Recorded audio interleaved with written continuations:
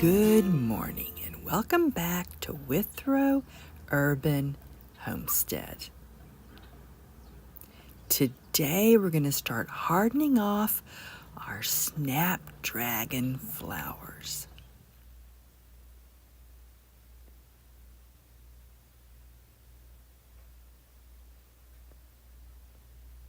Now this is an heirloom variety that I bought from Baker Creek called Cherry Twist. They're a red and white, beautiful flower. I've grown these from several years from my own saved seeds.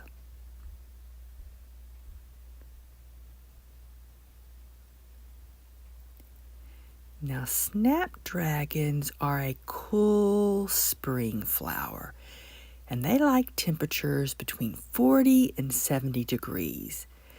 Now, we need to start hardening them off now, 4 weeks before our last freeze, because we're going to plant them into our green stalks and our front porch pots 2 weeks before our last freeze.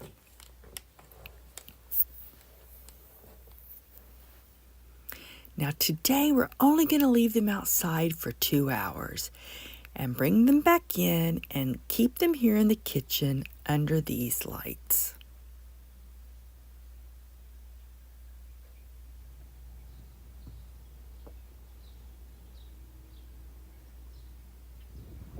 Now I want to start them off in a protected area because you can see how windy it is today. And every day we'll move them closer and closer to the sun, the wind, and the weather.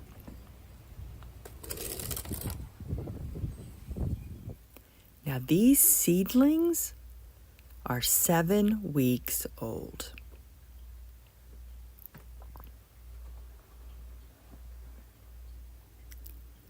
I started them in soil blocks.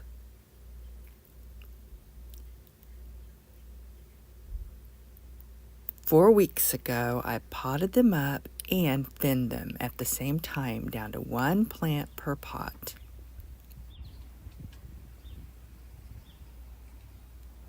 Now I started pinching them back 3 weeks ago. That's going to create a bushier, multi-stemmed flowering plant.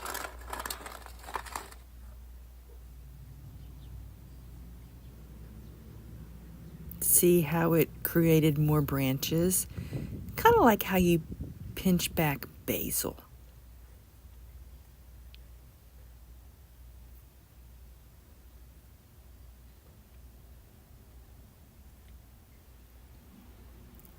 Now I cut out the tip right there in the middle and I potted those up to propagate some new plants. I cut it out with scissors, dipped it in rooting hormone to grow more plants. So they're 3 weeks old, but they're still growing.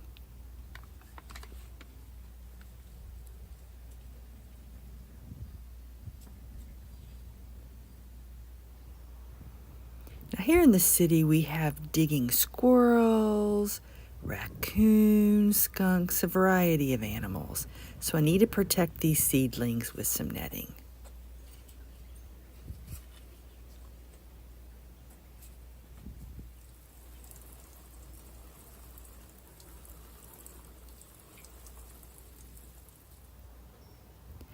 Now most of these will go into our green stalks and our front porch pots.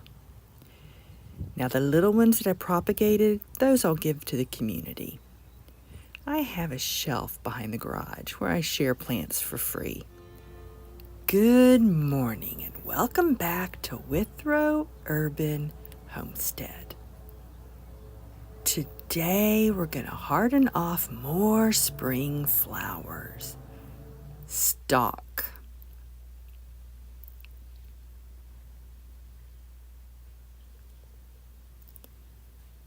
Now, stalk is a beautiful, cool weather loving flower.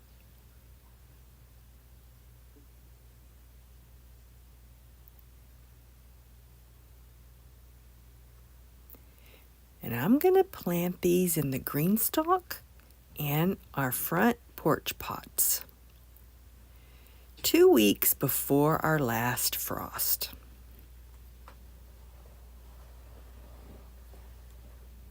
That means I need to start hardening them off 4 weeks before the last frost. Here, that's the beginning of April.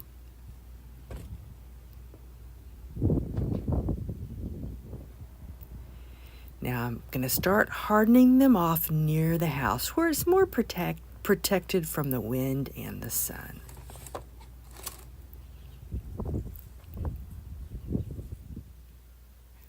Now today I'm only going to leave them outside for 2 hours.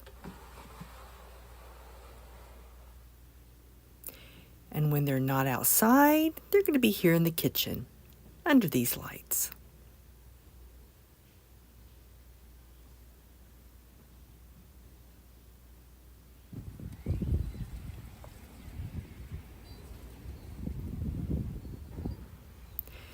It sure is a windy day.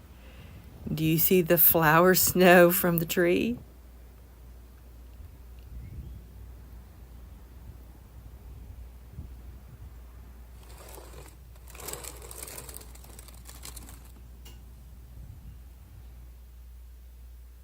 Now these seedlings, they're 7 weeks old.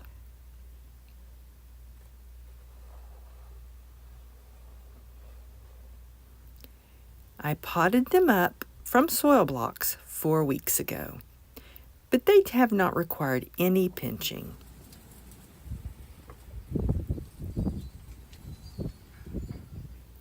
Now, even though we live in the historic downtown, in the heart of the city, we still have digging animals. Squirrels, skunks for sure, possums, and raccoons. So I need to cover these with some netting.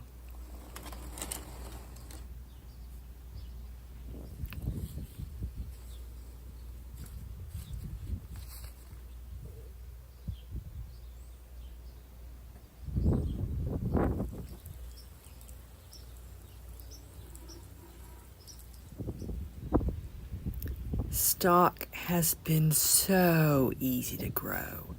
Let's see how well it transplants. Good morning and welcome back to Withrow Urban Homestead.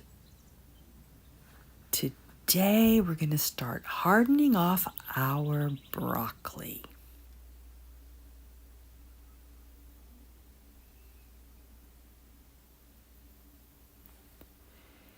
Now we're going to start hardening off the broccoli 4 weeks before our last frost.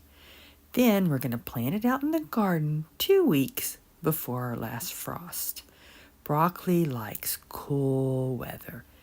Technically, this is broccoli rabe, but it's the same concept for any broccoli.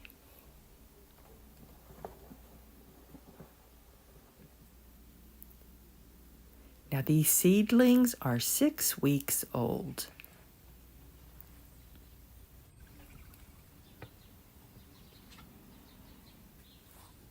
I started them in 2-inch soil blocks, then potted them up 4 weeks ago.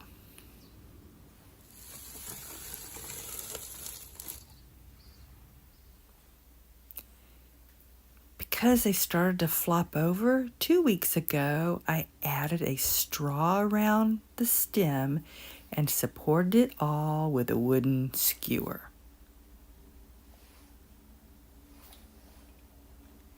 To help it grow up straight.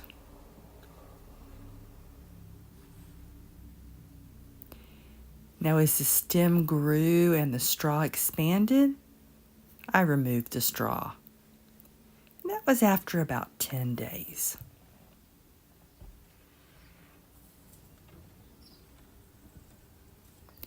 Now next time, I'm going to take the straw off maybe after 7 days because that skewer had started to mold. It didn't seem to hurt the broccoli stem itself. I don't see any damage. It looks really strong. Now I'm going to start these hardening off near the fence because that's more protected. The house wall is full.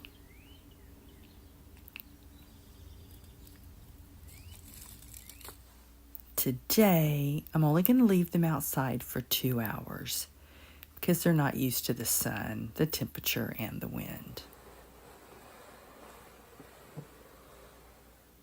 And when they're not outside, they're going to be here in the kitchen under these lights.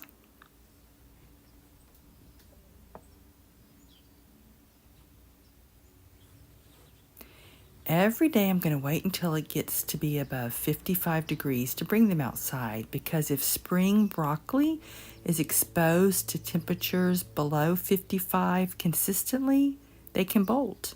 They'll never develop the right size head, or like this variety, it's just not going to develop all those shoots. Every day will also increase the time and how much sun they're getting, and wind, various factors like that. Now, I know I have a lot of digging wildlife I need to protect them from, but I've also here in early April already seen the white cabbage butterflies, and they will lay their eggs and just destroy the broccoli. So I need to add a fine mesh net.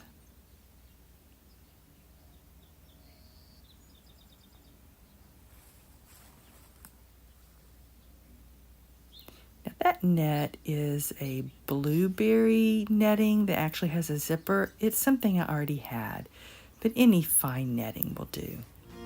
Good morning and welcome back to Withrow Urban Homestead.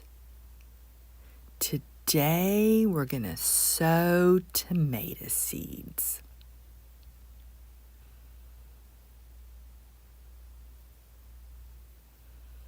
This is a 1950s heirloom variety called Ace 55 bush tomatoes.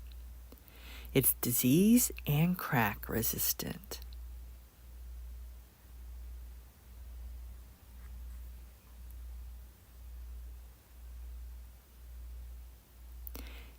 Ace 55 is a determinate tomato. That means it's going to grow to a specific height, size, and then basically stop. It's the opposite of an indeterminate. Those type of tomato plants just keep growing and vining up until the weather kills them off. Now, determinate tomatoes, the fruit tends to become ripe in about a 1 to 2 week window. Basically all at the same time. It makes it excellent for canning and preserving. Ace 55 tomatoes are ready to harvest about 80 days after you transplant them into the garden.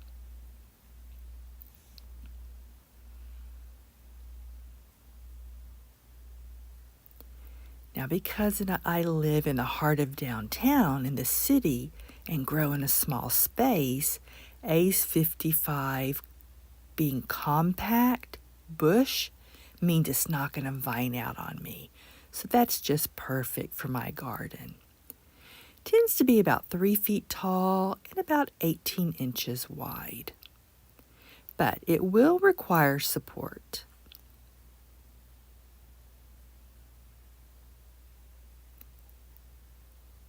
It makes a medium-sized 5 to 6 inch fruit. It's also low acid. Now, I tend to not eat raw tomatoes because I have an oral allergy.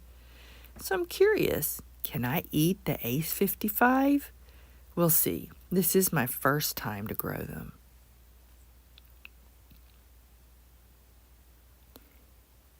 Now, you want to start your tomato seeds indoors 4 to 6 weeks before your last frost. Right now, it's 4 weeks before our last frost because I've learned from experience Tomato seedlings grow fast. And if you start them too early, it's not going to be ready to plant them outside. So here, I like to wait 4 weeks before the last frost, early April.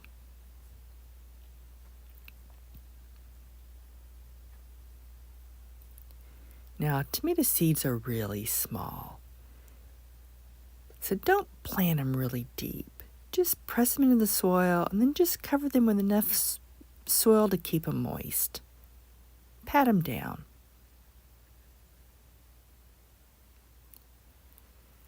Tomato seedlings should germinate at the temperatures of 70 to 90 degrees, and this furnace room is perfect, but unfortunately it's full. So I'm going to have to put them in the front room. But it's 60 to 65 degrees in there, so I'm going to have to use a heat mat. Plus, I always use a humidity dome on all my seeds. It's going to hold in the moisture.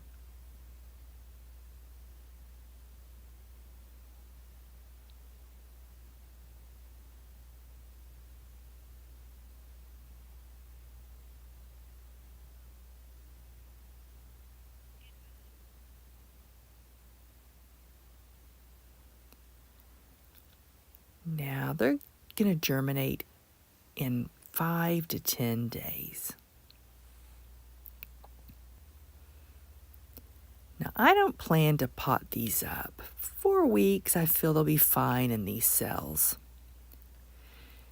But if you start them earlier than that, you're going to want to pot them up as they grow. Also, if you put more than one seed in each cell, you're going to want to thin it down to 1 plant per pot.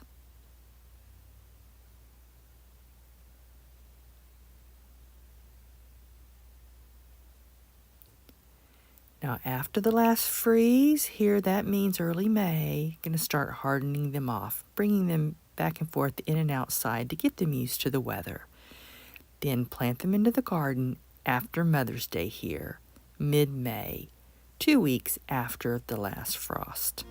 Good morning and welcome back to Withrow Urban Homestead. Today we're going to sow bronze fennel seeds. Now I'm growing this for the leaves, those little fronds, and the seeds. It is not the bulbing variety. Think Italian sausage taste. Now here in Zone 7, it is a perennial, meaning it'll come back after the winter, but I like to grow it fresh every year.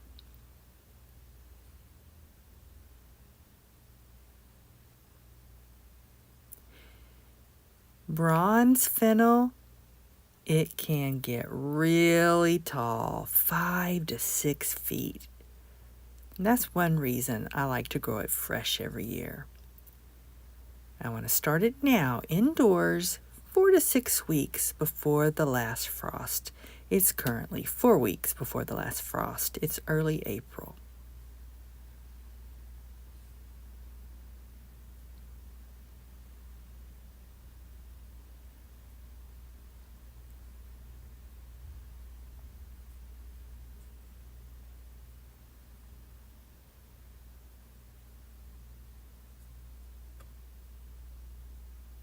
Now it needs dark to germinate, but you don't need to plant it deep.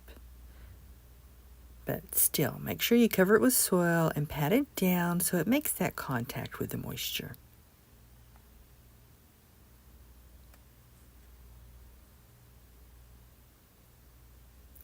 I tend to use 2 to 3 seeds per cell.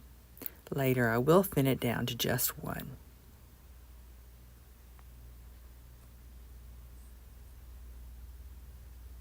Every year I grow the fennel near my zinnias because the swallowtail butterfly caterpillars love to eat the fennel leaves.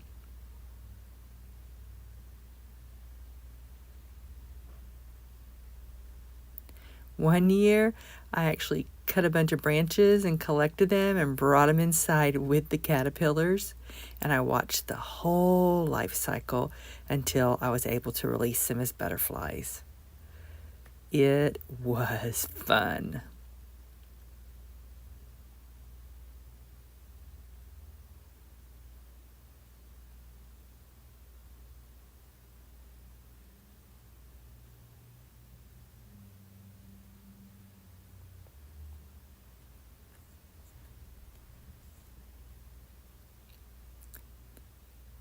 Fennel seeds don't require a heat mat.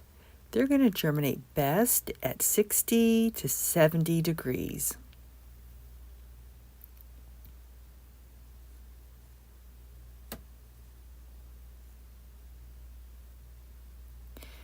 Now, fennel is a summer herb. And in the beginning, you're going to need to water it. But once the roots get established, it becomes drought tolerant. It is really an easy plant to grow. Now I'm going to start hardening these off after our last freeze. Here, that's early May.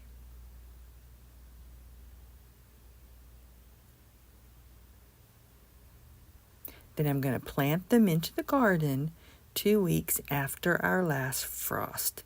Here, that's mid-May.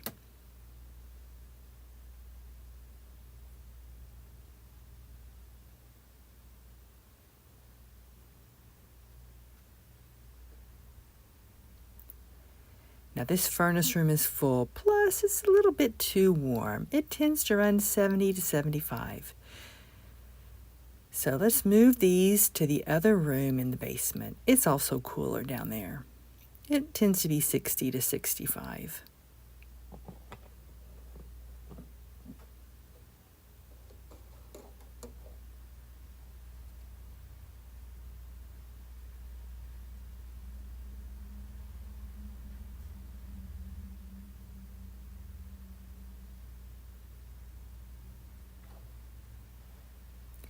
Now the dome holds in the moisture and it helps it germinate easier. That room's filling up too. Those are our faster growing summer vegetables and flowers, and this room are the slower growing. Now the spring vegetables and flowers that used to fill that room, they're all outside, either hardening off or planted. It is an exciting time.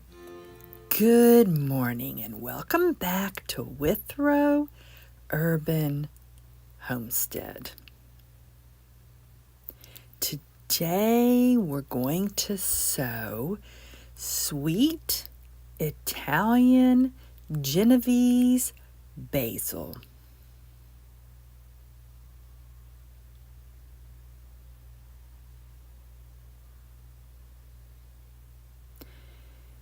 Now you want to sow your basil seeds indoors 4 to 6 weeks before your last frost.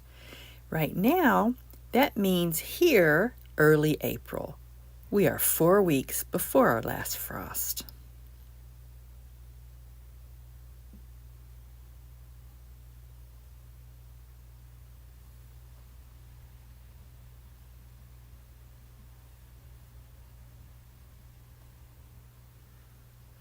Now you see how tiny basil seeds are, and they do require light to germinate. So only press them into the top. Don't cover them with soil. I tend to sow 2 to 3 seeds per cell, and later I'll thin them down to 1 plant per cell.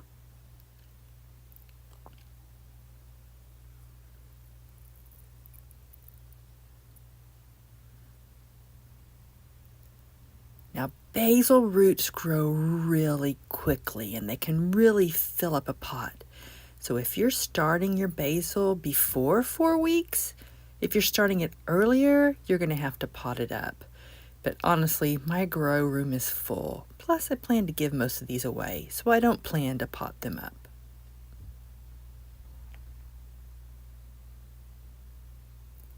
Now, basil germinates best at 75 to 85 degrees.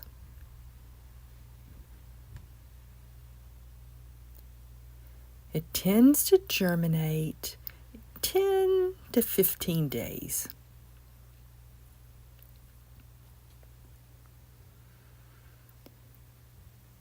Now I'm going to start hardening it off, getting it used to outside after the last frost, early May.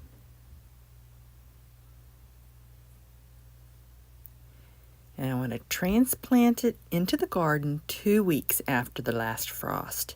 Here, that's mid-May or Mother's Day. Now, this tray needs to find a shelf, and like I said, this room is full. So let's move it to the other side of the basement.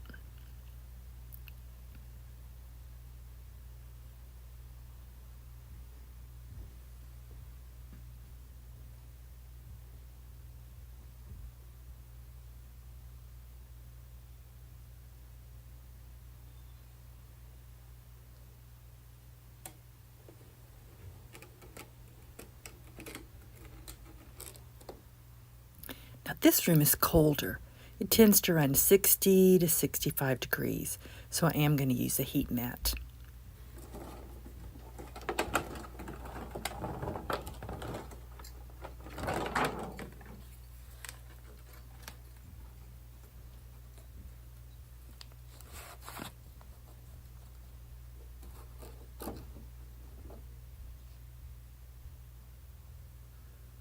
We're going to let it share with the tomatoes. And I do cover my seeds with a dome to help hold in the moisture. Can you see how I'm preparing for more seeds? All the spring vegetables and flowers are either outside hardening off or in the ground. Soon it's going to be green in here all over again.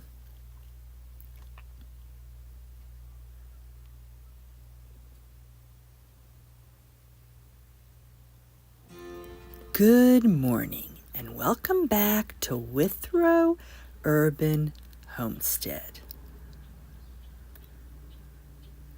Today it's time to plant out our cabbages.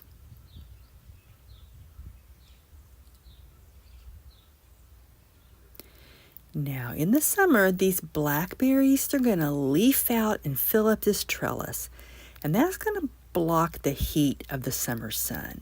So the cabbages is going to do best planted along this side.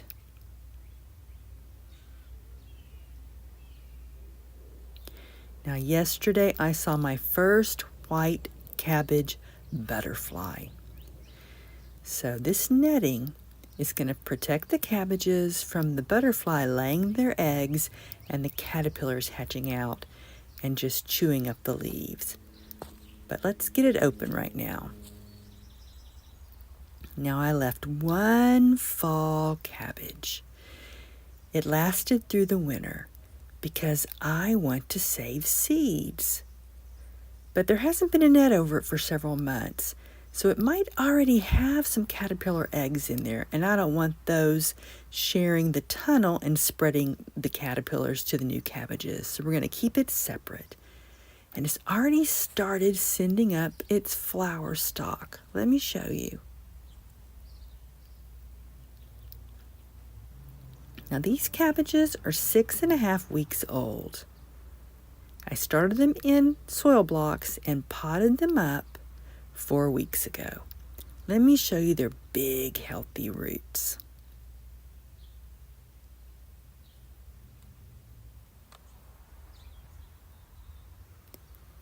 Now I only need 3 cabbages, and most of these I'm going to give away free to the community. So when we're finished planting, we're going to bring them out to the community shelf. But for now, let's just set them aside.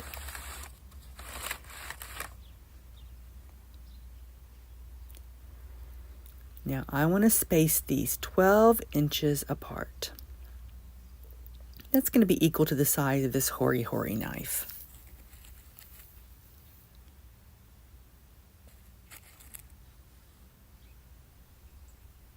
Now each variety of cabbage is going to have a different spacing requirement.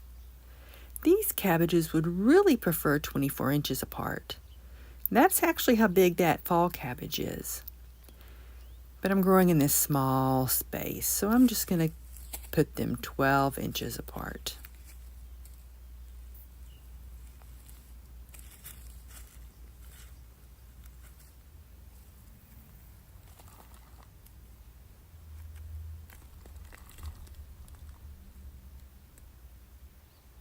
Now see this right here? I'm going to plant this deep, up to the level of the first true leaves. Let me show you again. I'm going to plant it right up to here.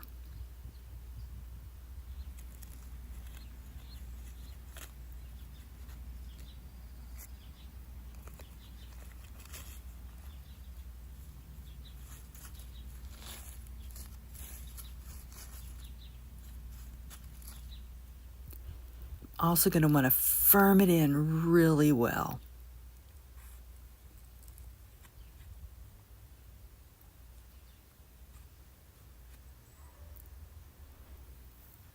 Now, cabbages I'm planting 12 inches apart, and they like their rows to be 24 to 36 inches apart. So if you're growing in a big garden, you can give them more space, but it's small here. So I'm only going to space them 12 inches from the edge of this sidewalk.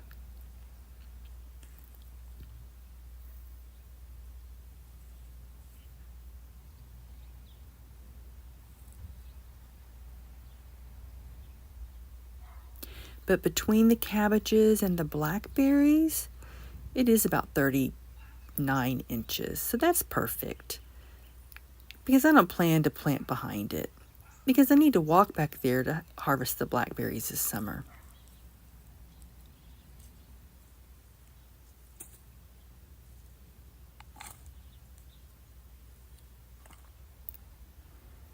Now, cabbage roots are shallow, and they like consistent watering. So if the head is forming and it gets really dry and then you deep water, it's possible it could split.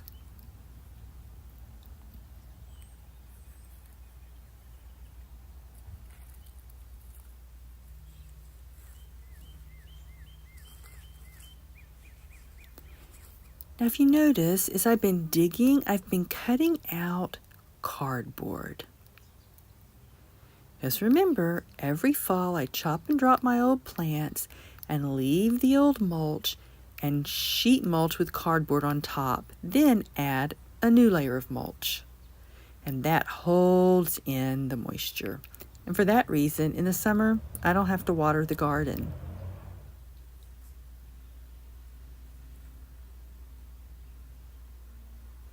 Now, I will water today and until the roots get established, about a week.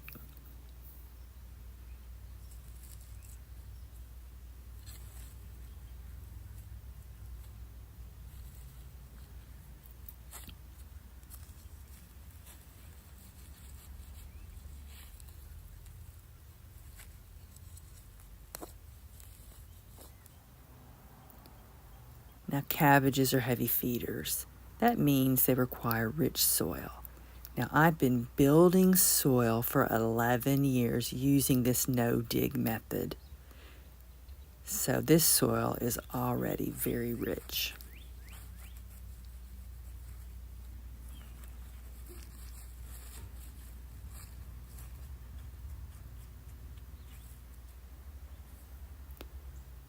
Now, I'm growing these for Dale, my husband's salads.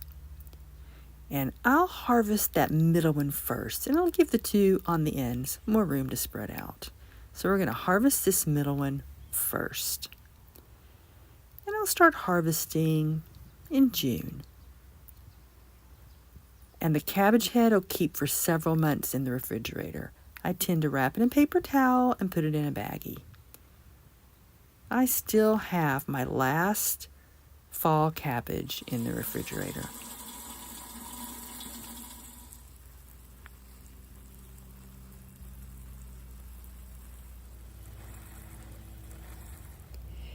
If cabbage is consistently exposed to temperatures below 44 degrees, it's possible it could bolt. Send up a flower head. Now it's 4 weeks before our last freeze, so we're going to go ahead first and cover it with the netting to protect it from the butterflies, and then tonight we'll come back and cover it with fleece. I already have it set up behind.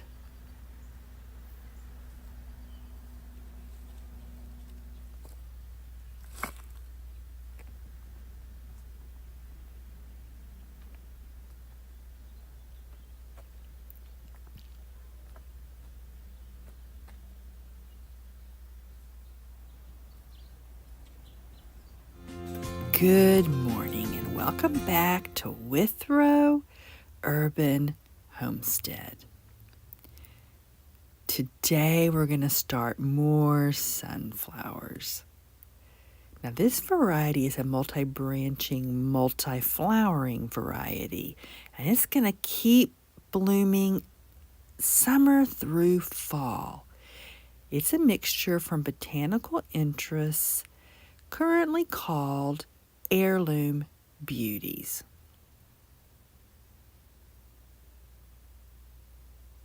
Now, I bought my seed years ago, and back then it was called autumn beauties. And through the years, I've been saving and replanting these seeds. But if you want to grow them this year, a variety with lots of different colors and multi-branching instead of just a single head, at botanical interests, look for heirloom beauties.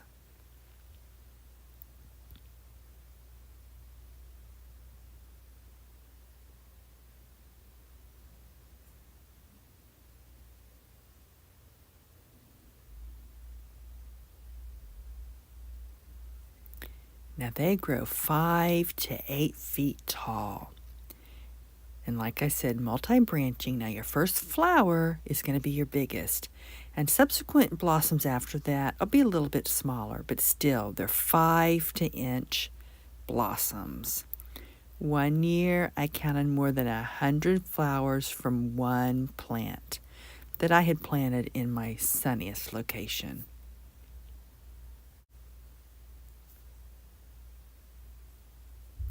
Now you can direct sow your seeds in the ground 1 to 2 weeks after the last frost, or indoors 4 to 6 weeks after the last frost. Here it's early April, and technically it's 3 weeks before our last frost, but I have enough time, and I want to start them indoors.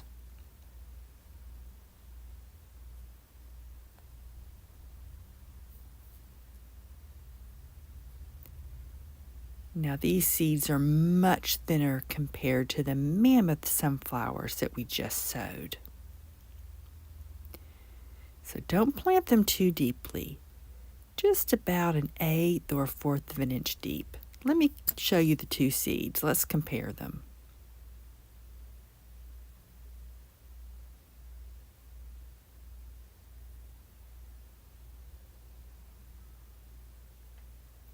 Because I save my own seeds, I'm going to put 3 in each cell. I have plenty of seeds, and I've even given lots of seeds away. Now the mammoth sunflowers, I don't save those seeds because they cross with this multi-branching variety.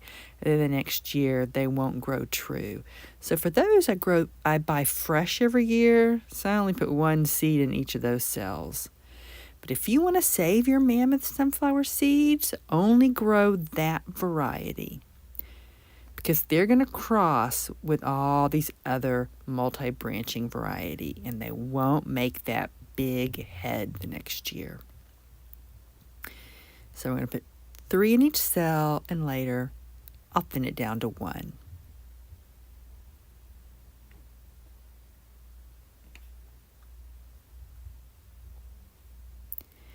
Now they germinate best at 70 to 85 degrees.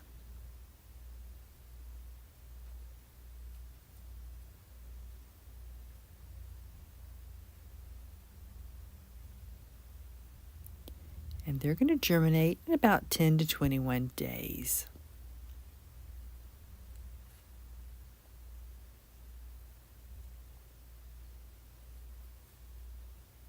Now, it's become a tradition in my area for me to give away free sunflowers.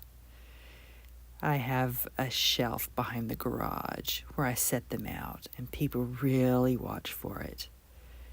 That's one of the reasons I'm using these 6-cell trays. Later, I'm going to cut the cells apart. Because my growing space is so full, I want to be able to grow as many sunflowers as I can. So the 6-cell trays are the perfect size. So in this variety, I'm going to plant 144. And I've already started 144 of the mammoth.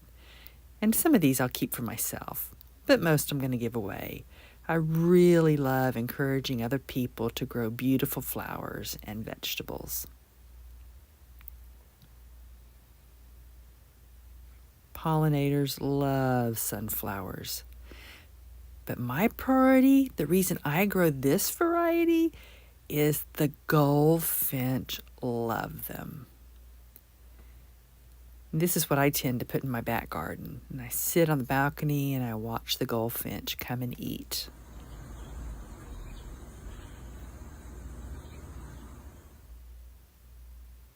Now wait to bring them outside to harden off and get used to the weather until after the last frost. Here in north central Maryland, that's the beginning of May.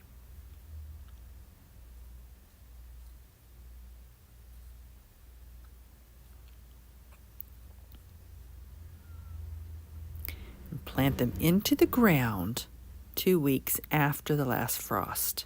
Here, that's mid-May or after Mother's Day.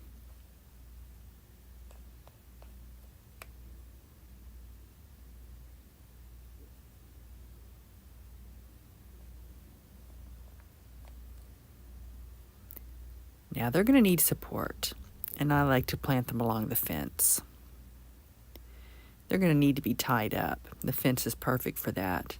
It's going to help protect them from the wind, but some of the branches will break. And I put those in vases because the birds will still come and eat those too. Let me show you some video.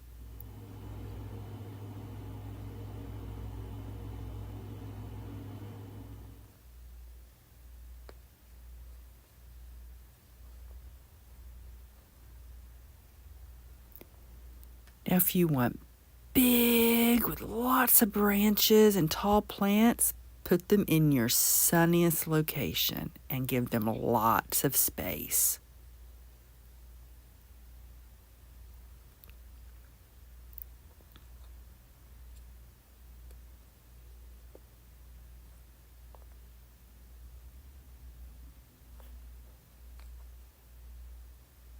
Now, this furnace room is the perfect temperature for sunflowers, but it's already full of the slow-growing summer vegetables and flowers.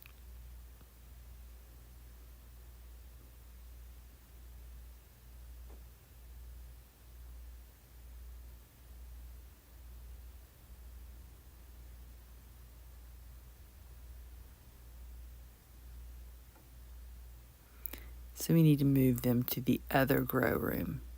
And it's colder down there, 60 to 65 degrees in there, so we're going to have to use a heat mat.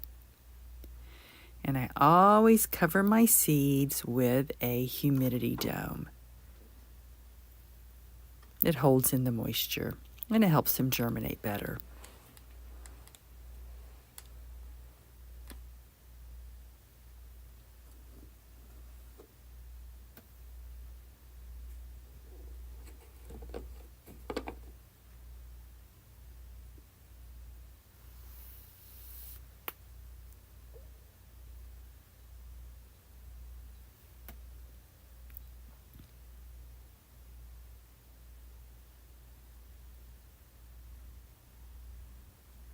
Now that second grow room, that's filling up fast too.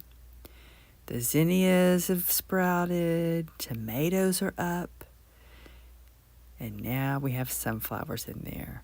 We have some lettuce growing too. The fennel hasn't sprouted yet, and a lot of this I'll give away free too. Good morning and welcome back to Withrow Urban Homestead. Today we're going to start mammoth sunflowers. You know, those ones with the really large heads.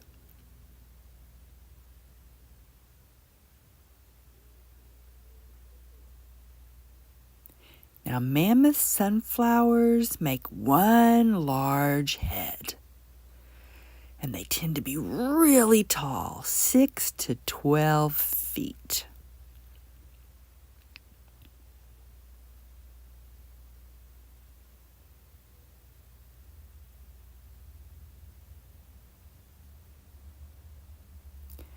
Now you can direct sow the seeds in the soil 1 to 2 weeks after your last frost, or like me, 4 to 6 weeks inside before your last frost. Now it's 3 weeks before our last frost, but I have plenty of time. Here in north central Maryland, that means to start them in early April. I'm going to put them in 6-cell trays, and I'm going to use Pro Mix organic potting soil. Now I plan to give away most of these sunflowers. It's become a tradition in my community. Years ago, any extra plants I had, I set out behind the garage and posted a sign saying they were free, and I recognized people just snatched up the sunflowers. So after that, I started sowing extras on purpose. And now we have a shelf, and people really watch and look forward to getting those free sunflowers. I have 2 trays of the mammoth of 72 cells, so this is going to be 144 mammoth sunflowers. I'll keep a few for myself.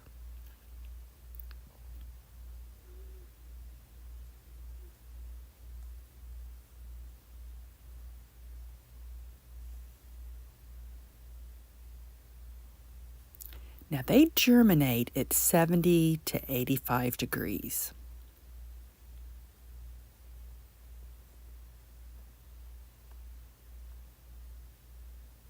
And the average germination is 10 to 21 days.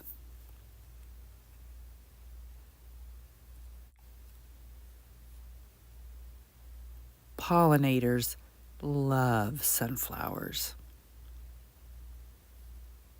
Birds and squirrels too.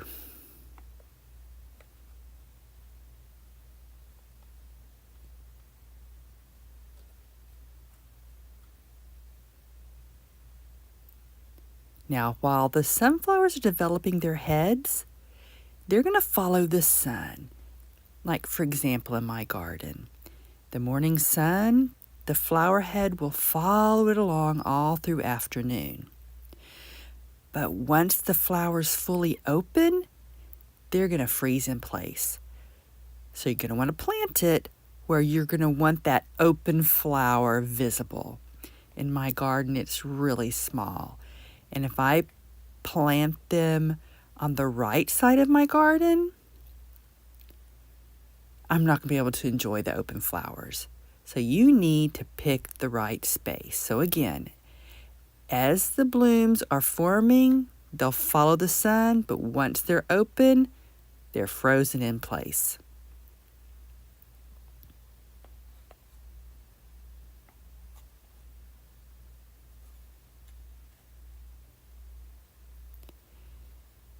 Now, sunflowers are going to need support, so either a trellis or along a fence. I'm going to plant them in both locations.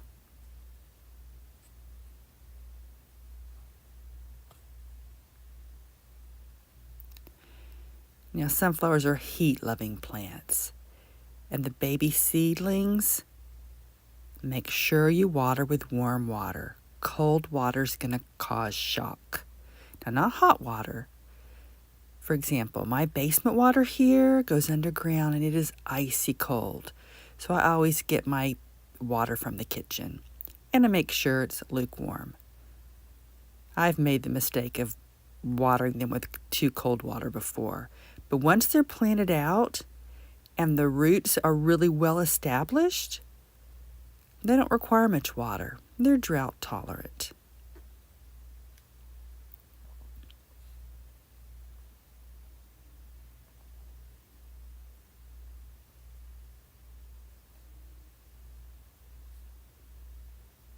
Now, they're called sunflowers because they love the sun. So they really like full sun. And if you want the tallest, biggest heads, put them in the sunniest location of your garden.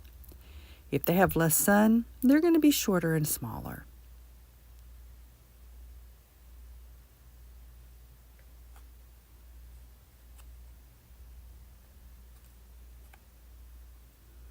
Now you're going to want to wait to bring them outside to start hardening off until after the last frost. Then plant them in the garden 2 weeks after the last frost. Here, that means mid-May or after Mother's Day. Now they're going to flower midsummer.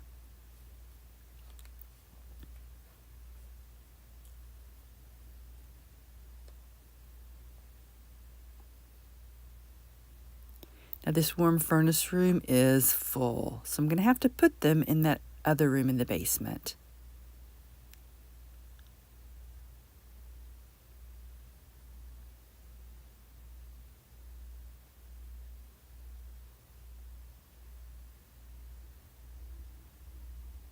Now the other room is colder. It's 60 to 65 degrees, so I'm going to need to use a heat mat.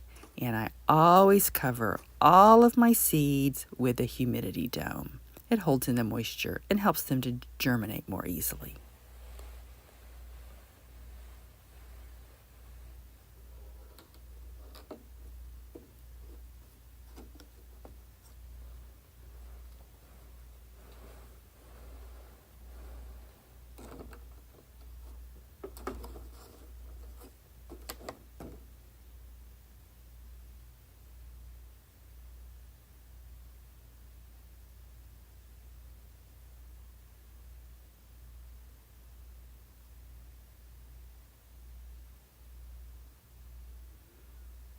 That second grow room is filling up. Those are the summer flowers and vegetables that grow faster. Tomatoes have germinated, zinnias, and basil. Lettuce too. Good morning and welcome back to Withrow Urban Homestead. Today we're going to sow zinnia flower seeds.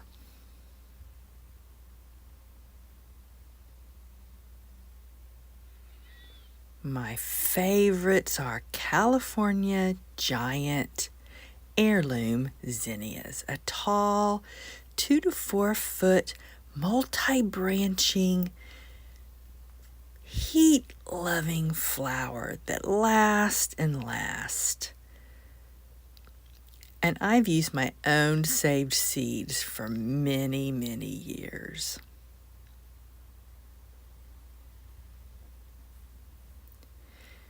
Now you can direct sow in the garden 1 to 2 weeks after your last frost, but I prefer to start them indoors 4 to 6 weeks before my last frost.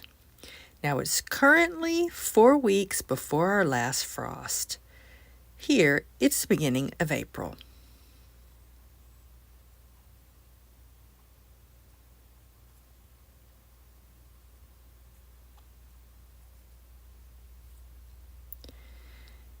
Now I want 3 seeds for each cell, and later I'll thin them down to just 1 seedling per cell. Because these are my own saved seeds, I'm looking for the thickest, darkest, most filled out seeds.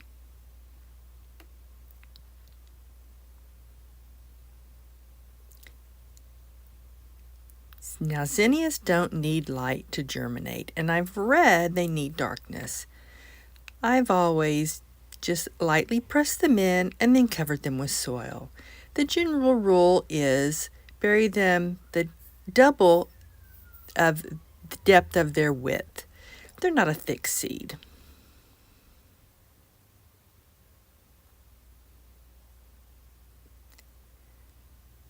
Now I'm using these 6-cell trays because I don't plan to pot these up. 4 weeks of growth, they should be fine in those cells, and I plan to give most of these away.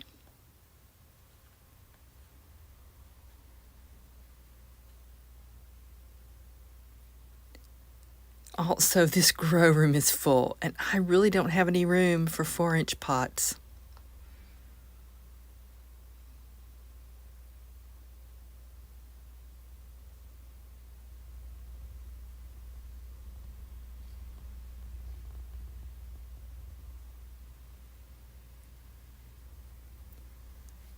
Zinnia seeds germinate best at 70 to 75 degrees, and they'll germinate in 3 to 10 days.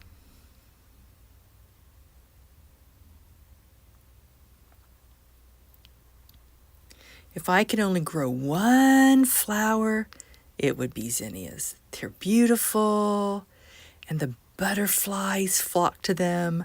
Hummingbirds love them, and the goldfinch like to feed on their seeds. I really enjoy these flowers.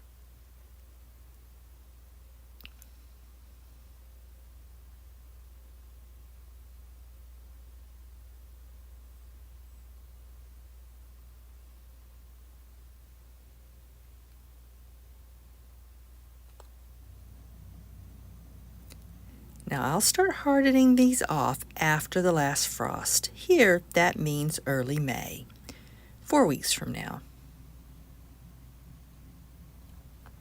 Then I'll plant them into the garden 2 weeks after the last frost. Here, that's mid-May, after Mother's Day.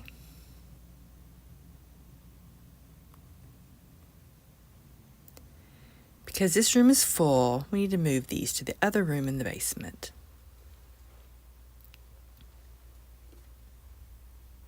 Now the furnace room is perfect. It runs 70 to 75 degrees, but this room here is cold. It tends to run 60 to 65, so I will use a heat mat. And I always top my seeds with a humidity dome. It holds in the moisture. Good morning and welcome back to Withrow Urban Homestead. Today we're going to plant out our broccoli rabe. It's an Italian vegetable also known as rapini.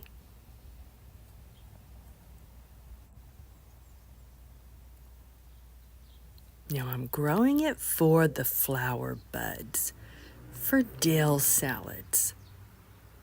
It's an alternative to broccoli, because a big head of broccoli, that'll just be more than we can use for the salads, and it won't keep. This is a better fit for us. Let me show you one of the buds.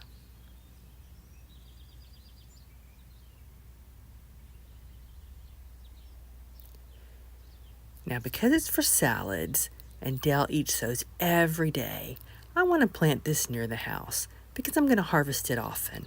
I don't want to have to go all the way to the back of the garden. Let me show you where we're going to plant it.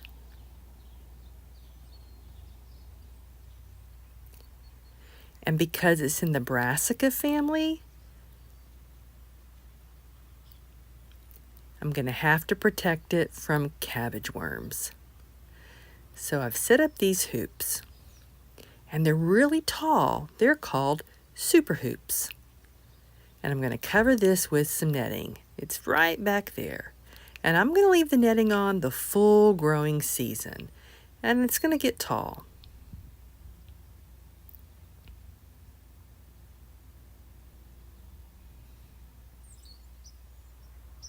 Now this is my first time using the super hoops. I've just bought them, and so far I like them. But you need to remember, these are only designed to be used as hoops. They're not to be designed to be used as trellises or arches, only to hold row covers.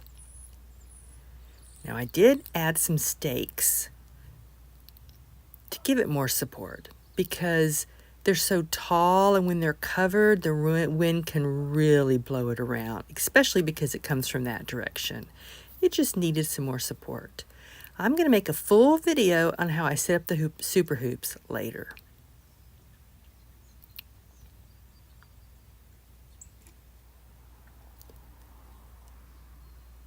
And because it's going to grow about 14 inches tall, I don't want to use my low hoops. At the height in the middle, it's only 18 inches. And along the edges, it gets lower really quickly. And the broccoli raab's going to get about 10 inches wide.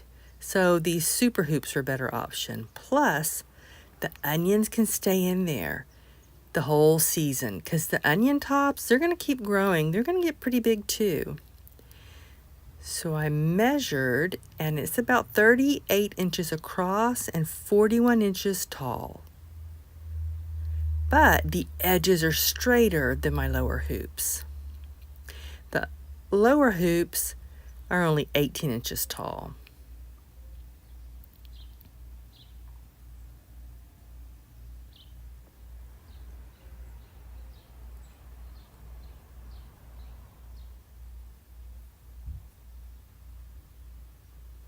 Now you're going to want to plant your broccoli raab in the garden 2 to 4 weeks before your last frost.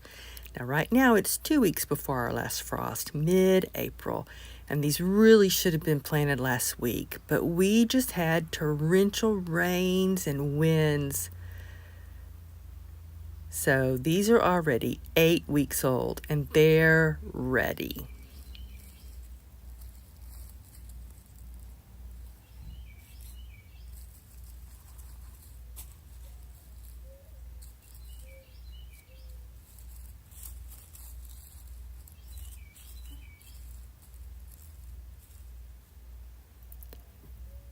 Now, you're going to want to space them 6 to 12 inches apart.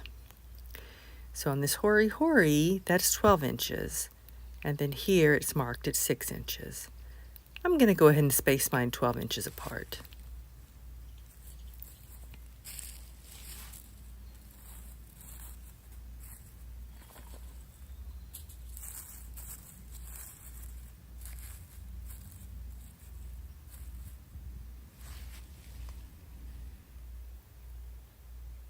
Now, if you have a big garden, you can measure the rows between 18 to 24 inches. But I grow in a small space. So I measured 12 inches from the row of onions. That's how I spaced my rows.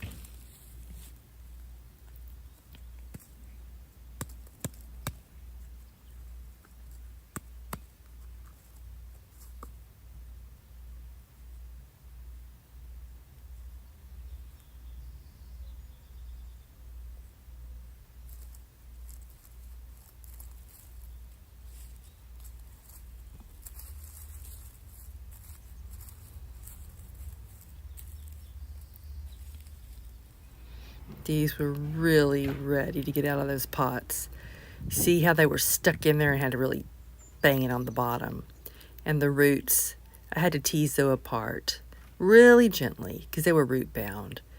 You can also plant it up to its neck, up here to the first set of leaves. That won't hurt it. It'll be just fine.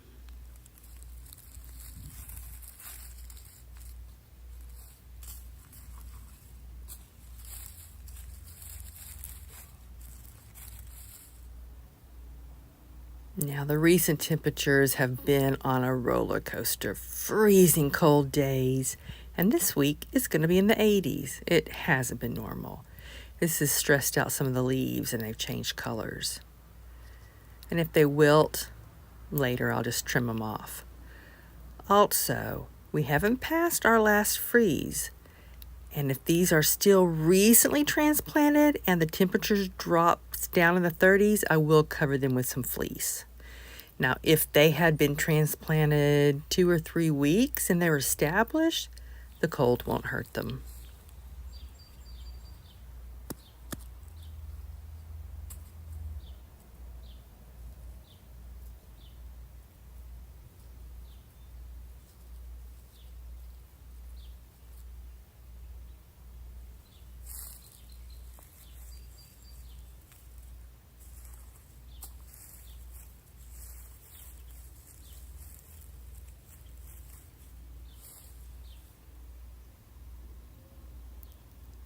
Now the flower buds, don't wait for them to get really big. It'll never happen.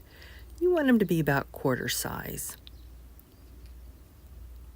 This one just started, so I'll give it some more time.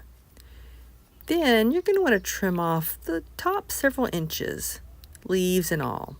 And you can chop it all up and use it as a salad or to cook it in oil, and it is delicious. Later, more side shoots will appear, and you can cut those off, and then you're going to get a third harvest from them. But they're not going to last the full summer.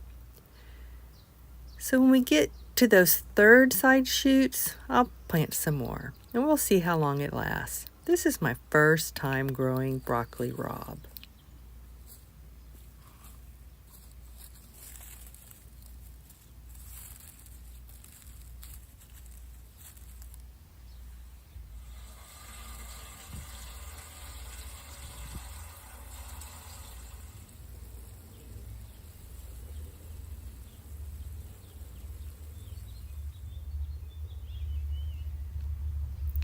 Now the netting is going to protect from the white cabbage butterflies. I just saw one here, so I need to hurry up.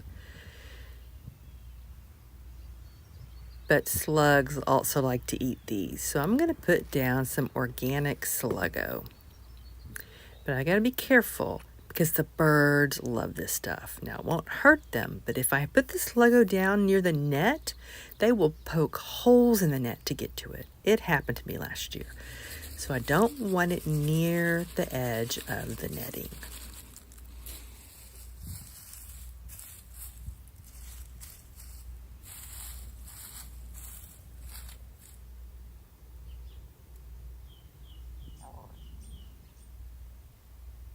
Now the rest of these I'm going to share with the community. Behind our garage, I have a shelf set up for free plants, and let's go put them out there.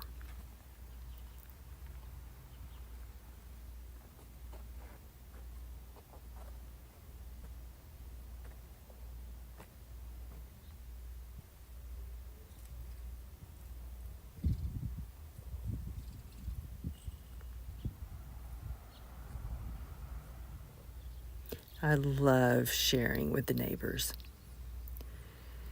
It's warming up quick, and you see I still have 2 spring flowers to plant, stock and snapdragons. I want to get them into the green stalk planter. Good morning, and welcome back to Withrow Urban Homestead. It's 2 weeks before our last frost, so we need to plant our stalk flowers into our green stalk planters.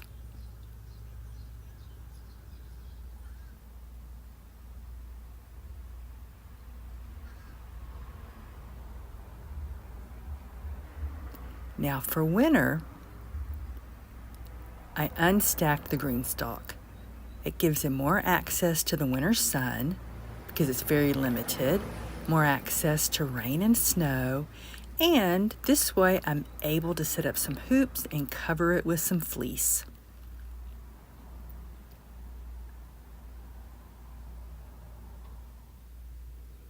I have also modified my green stalks to match my specific space and my specific needs.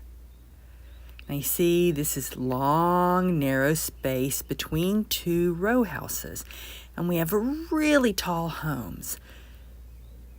So I designed the top, where it fills up for a reservoir. I took that off because I want it to be full of lush growth that we can see from the upstairs windows. Let me show you a picture.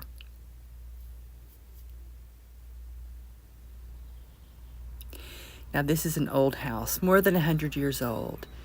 And you can see that we still have window ACs. See, one's right back there. And I use the water, the condensation. I run a tube from the AC into the green stalks. That's how I water them. Sometimes I put the tube directly in the green stalk, and sometimes I run it into a watering can. I don't want to waste the water that comes out, but also living in urban downtown, water is expensive. And I also water with rainwater. Let me show you a picture.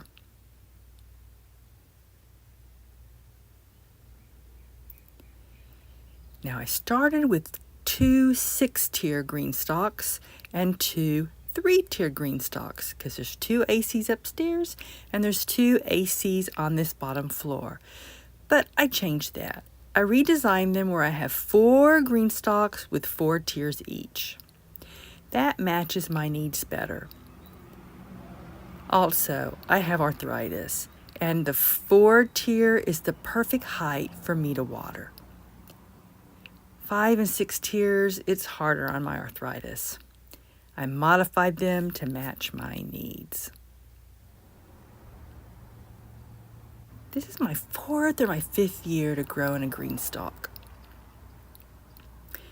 And I've tried a variety of things, and what's worked best for me and been the most successful is to use plants, not start from seeds. I've been the most successful using good-sized plants. Now this is stock flowers, and these are 9 weeks old, and they should have been planted last week, but we had horrible rains and wind, and I just couldn't do it. So they're a little stressed out. The temperature's been on a roller coaster, and it's time to get them planted. You can see the stress in the yellow leaves, so I want to trim those off.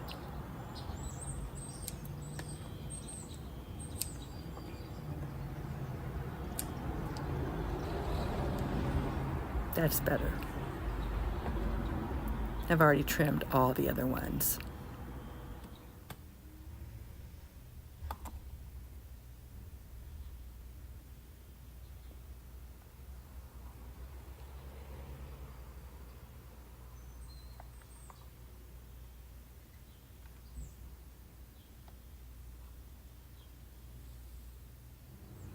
Now you probably noticed the wire. Well, it's actually hardware cloth, like this piece. And that is to prevent the squirrels from digging in the green stalks. They like to hide their food. I love my squirrels, and it's really my own fault because I feed them. But even stacked up, they'll climb in there and dig. And they'll even knock out baby plants. So I've covered the whole area with the hardware cloth.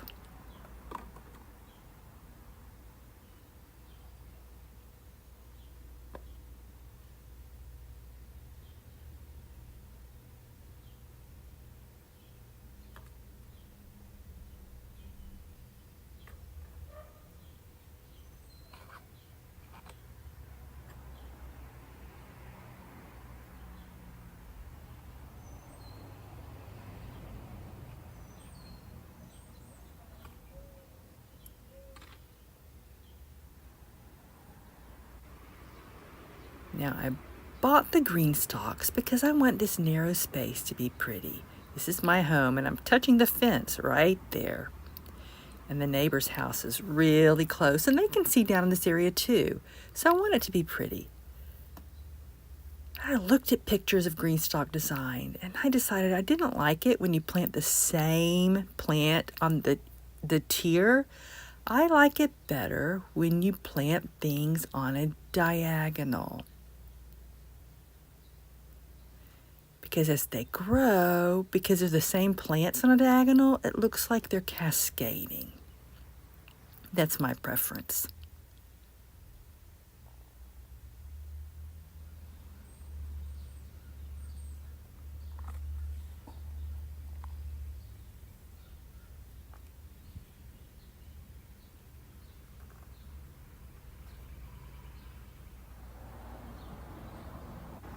Now each tier has 6 pockets, and I like to have year-round perennial greens growing.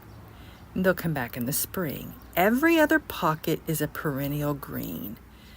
So right now we have 3 empty pockets.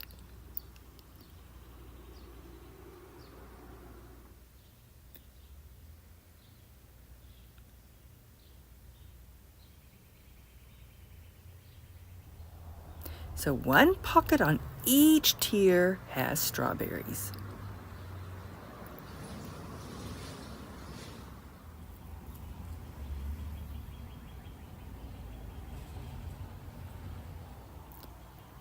And one pocket on each tier has herbs.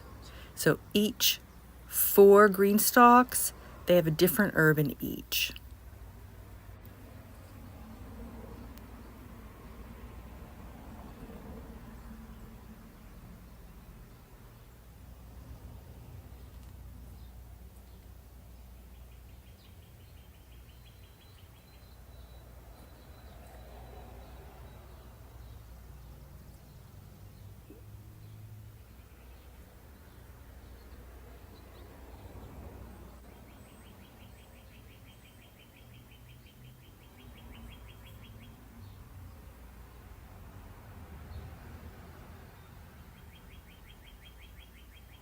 Now last year I tried some trailing rosemary that's going to cascade down to see if it worked, and it did.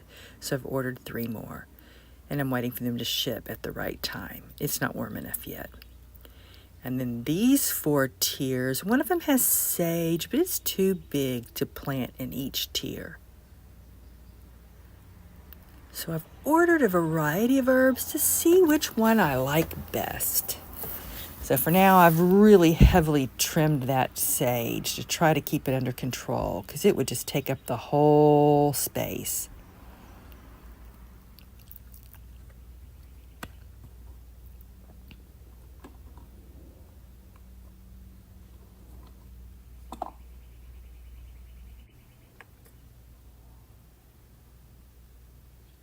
And the third perennial green that I have is Creeping Jenny. Right now, it's just coming back from winter, but by summer, it's going to be trailing down really long and be so beautiful.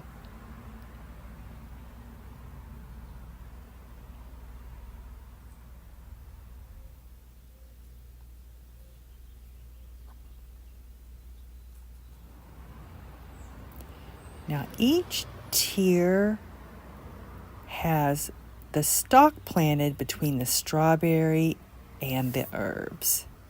And when I stack them, I'm going to do it on a diagonal, so it looks like the stalk is trailing down and around.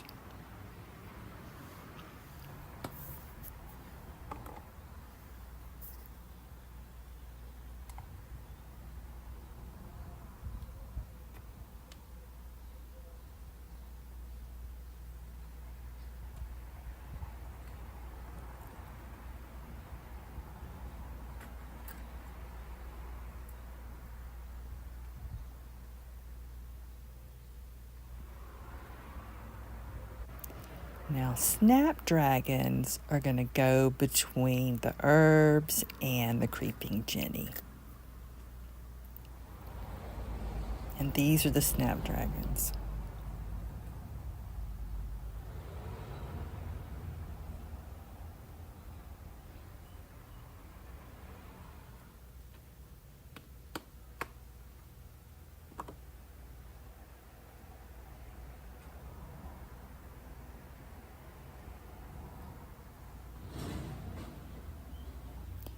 And between each green, it alternates a flower.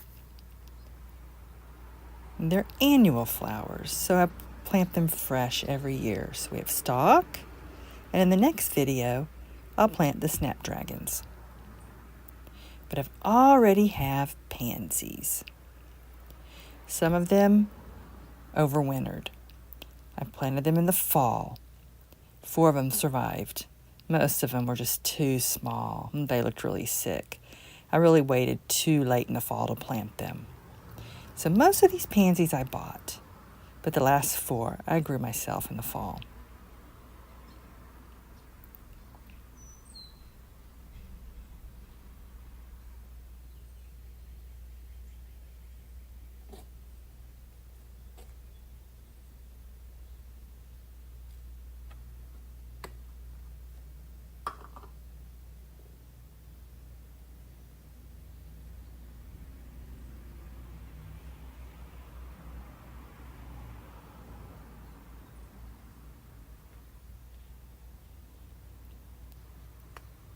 Now, this area doesn't get full sun, so I will rotate these a quarter turn every day after they're stacked up.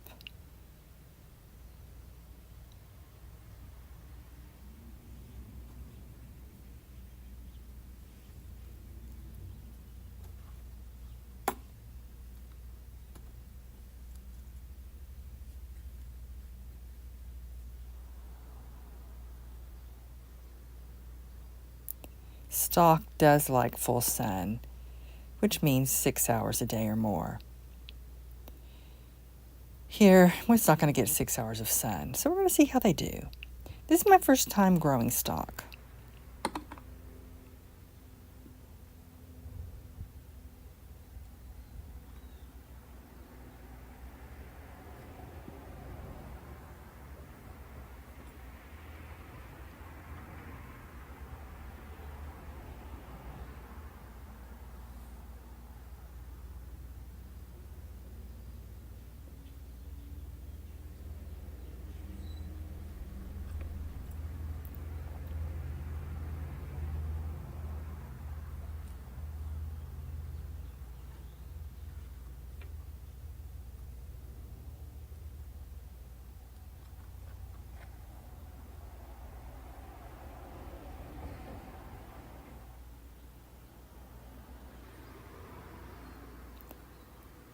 Stalk is a spring, cool weather flower.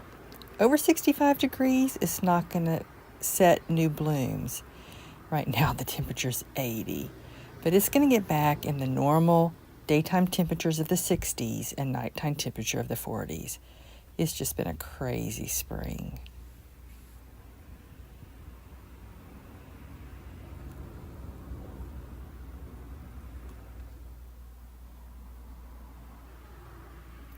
Stalk wants to be deadheaded, meaning when the flowers fade, cut them off, and it's going to help continue to bloom.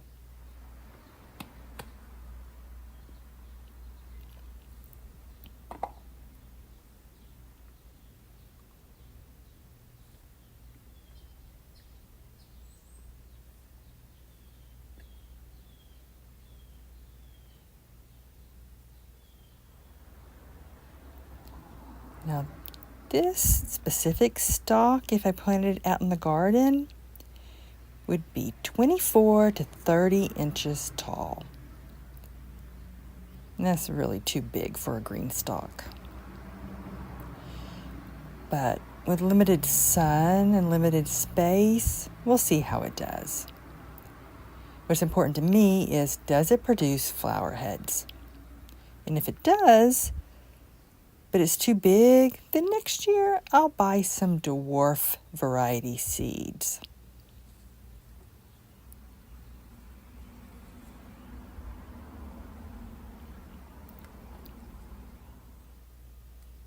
Now, so far, stalk has been easy to grow. It germinated really well. It didn't require pinching back.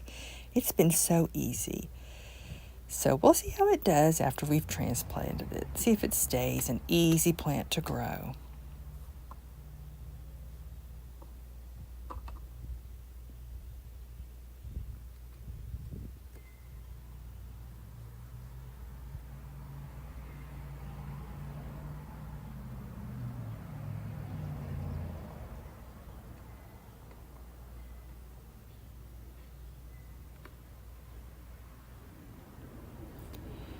Now, if you buy a new green stalk, it's recommended that you fill each tier totally full with potting soil. It even tells you on there. They have it printed out in words. You want it really full because it is going to settle over time. See, right here. Needs to be filled all the way to the top.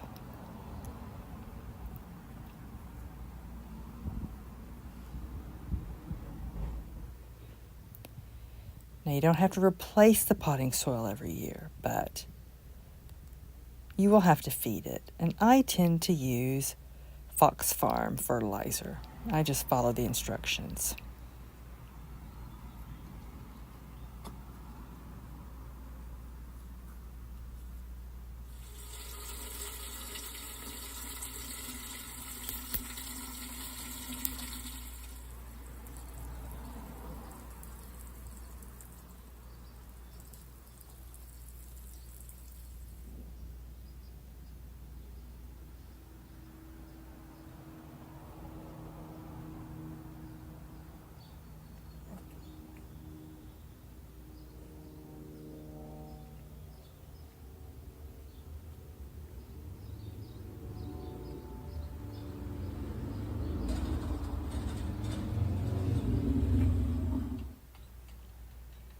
Now, a week after the last flowers get planted, then I'll stack it up. I want to give them a week to just really get the roots spread out and get maximum sun.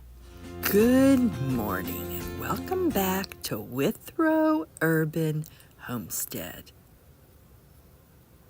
It's 2 weeks before our last freeze, and it's time to plant our snapdragons into the green stalk planters.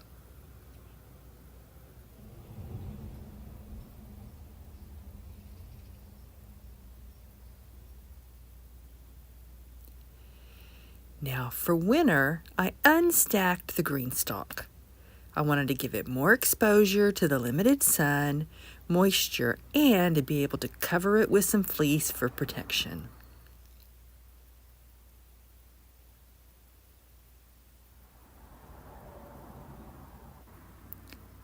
Now I redesigned my green stalks. I changed them. When I bought them, I bought 2 5-tiered planters and 2 3-tier planters. But I moved one from each 5-tier to make 4 4-tier planters, all the same, the perfect height for me to water. I also took off the top water reservoir.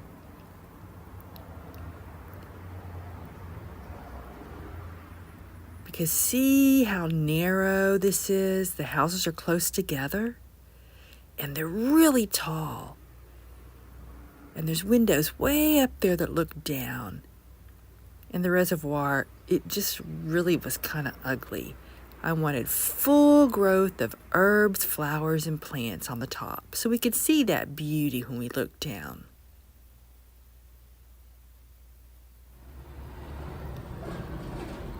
Also, between the houses, it's a slope. So the self-watering system doesn't work right. It's too tilted, and one side will never get enough water. So I do water by hand. That's what works best for me. I also recycle the air conditioning water because we have window ACs.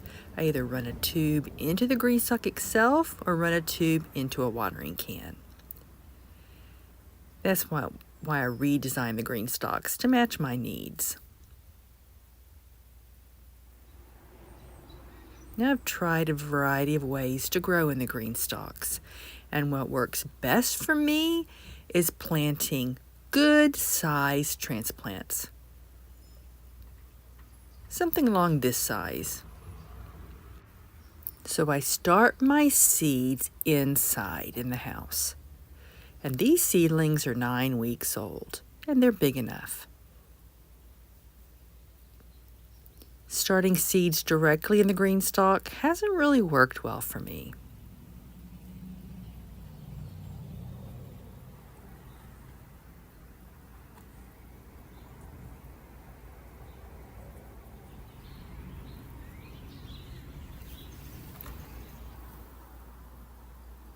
Now, living in the center of downtown, squirrels will dig in my green stalks. Even if they're stacked, they climb up there and dig. So this hardware cloth protects them from the digging squirrels.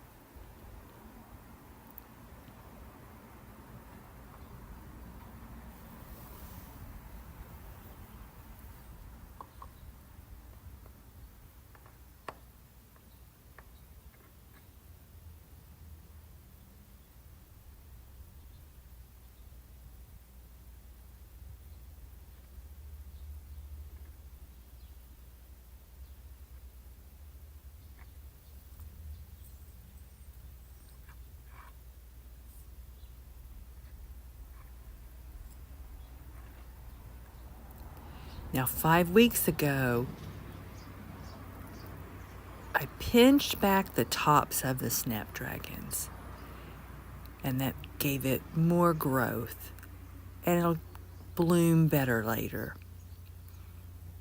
So I pinched out the middle, and it sent out side shoots, and I pinched out the middle of those, and it sent out more side shoots.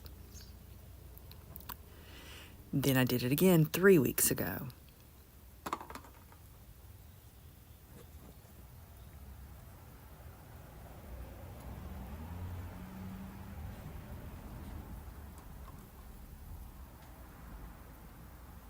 Now, once the flowers fade, you do want to deadhead them, pinch them off. That'll encourage more blossoms.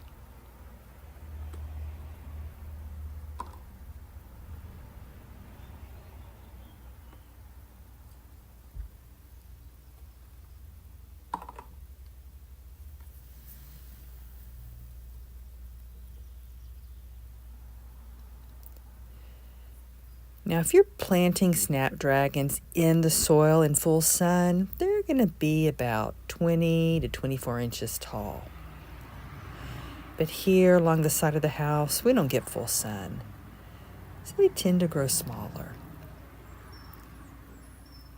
They tend to be about a foot tall, and they do tend to drape over.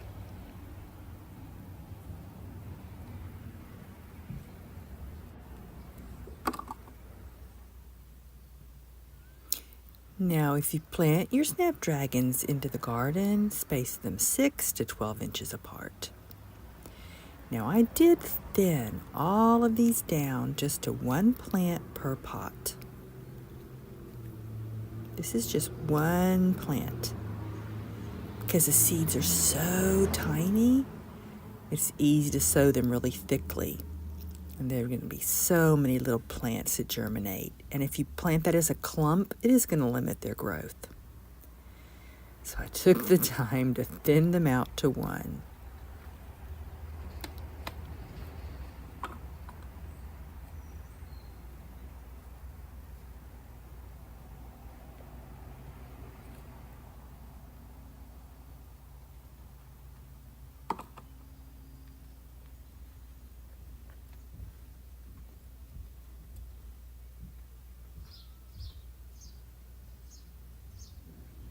Now the green stalk has 6 pockets on each tier. And I like, for the 4 stacks, to plant the same plant in a diagonal on each tier. Because it makes it look like that plant is cascading down. I don't like the look when you plant the same plant on one tier and the same plant on one tier and the same plant on one tier. Now, if the whole green stalk, all 4 tiers are planted with only the same plant, it looks good. But like, for example, if you have your snapdragons on the top and the stalk in the next one and then marigolds, I just don't personally like the look of that. I prefer the diagonal cascading look.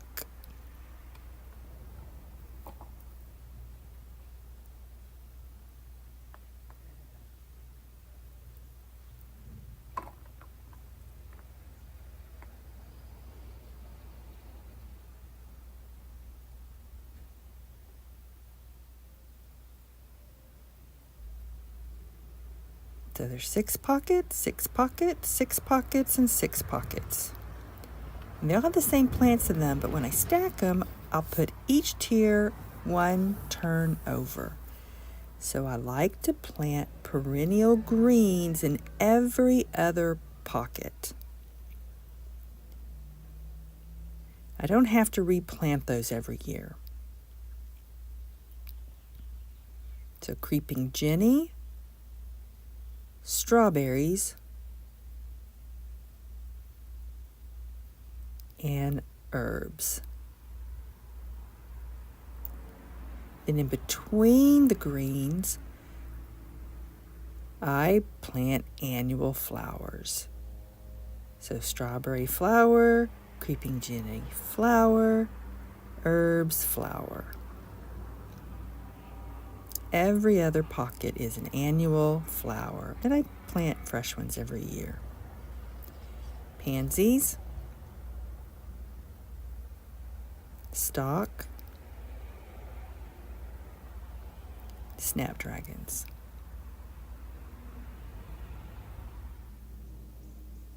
Now these are all spring flowers, and it's mid-April right now, but mid-March, I'll switch them out for summer flowers, and those are currently growing in the basement.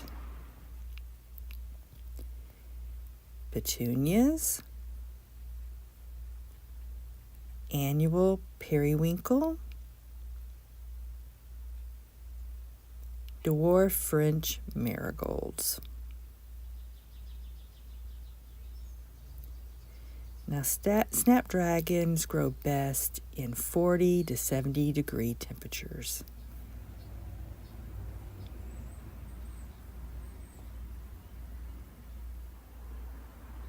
Now, when you buy the green stock, you have to fill it with soil. Make sure each tier is totally full to the top because the soil will settle.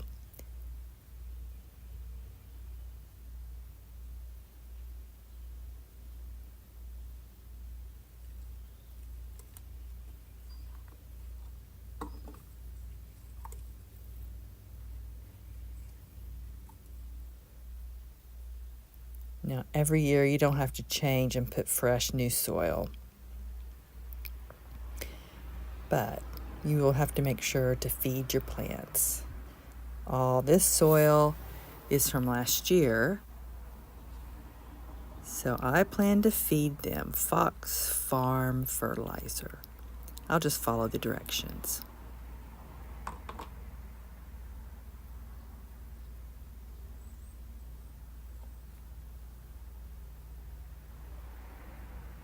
Every year you can also top off the soil. That's what I did last year. Or you can add some compost or a slow release, granular fertilizer.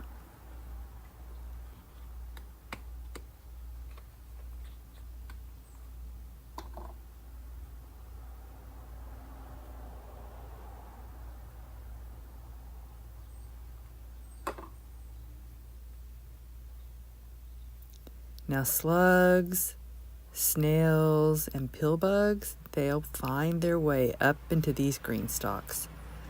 So I use an organic product, Sluggo.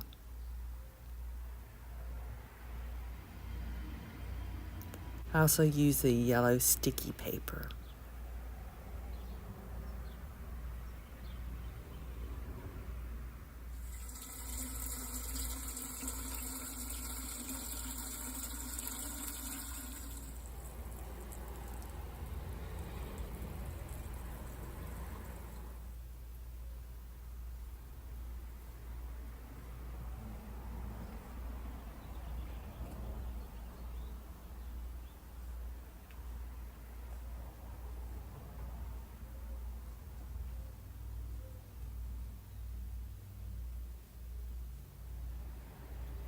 Now, 5 weeks ago, when I pinched back the tops of the snapdragons, I propagated those tops into new plants, and I had mixed results.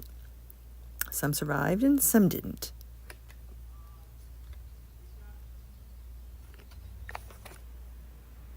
So I'm going to put these on the community shelf that I have behind the garage and share with the neighbors.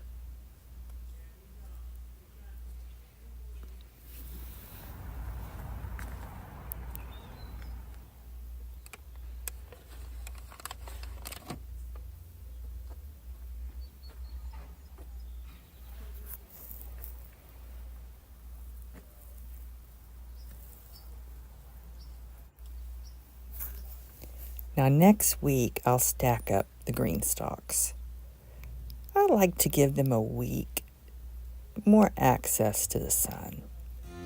Good morning, and welcome back to Withrow Urban Homestead. Today, we're going to sow French marigolds.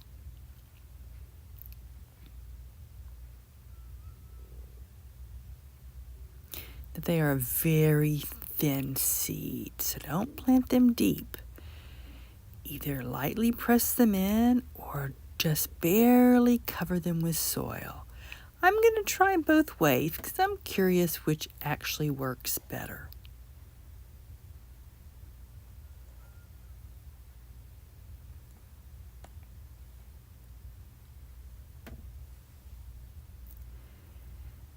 Now start your marigold seeds indoors 4 to 6 weeks before the last frost. Right now, it's 3 weeks before our last frost, but that's going to be okay because in my experience, they grow really quickly.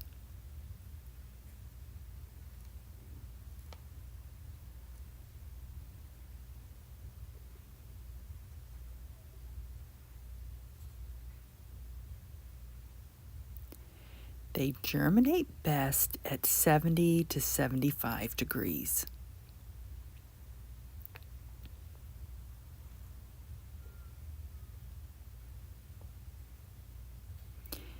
And they, on average, germinate from 5 to 14 days.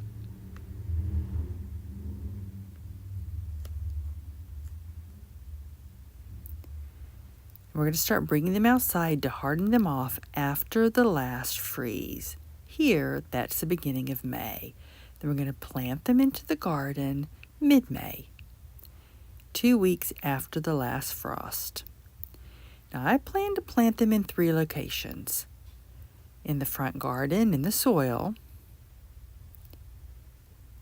in some big pots on the porch, and into our green stalk planters.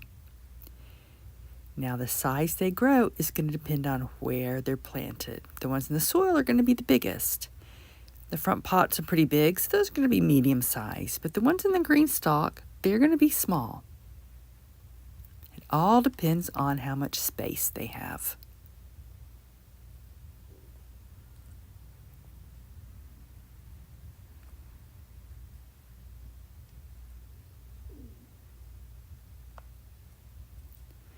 So in the ground, with full sun, mine tend to get pretty large. They get really full of flowers. I've read that it says to plant them 8 to 12 inches apart. The closer you plant them together, the smaller the plants will be. The farther you space them out, the bigger they'll get. Now this is a dwarf variety, but it can still grow pretty big.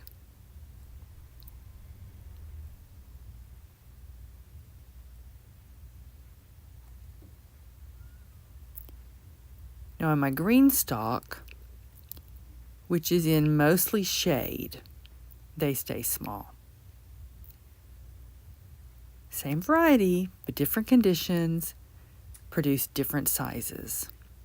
Now this room is the perfect temperature for germination, but it is full, so I'm going to have to move them into the other grow room.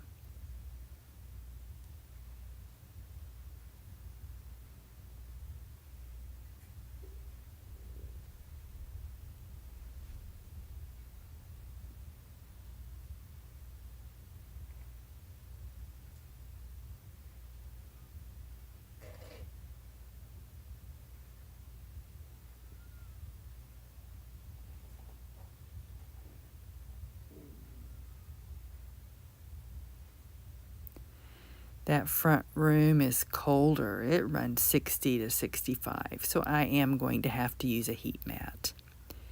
And all my seeds I cover with a humidity dome. Holds in the moisture and helps with germination.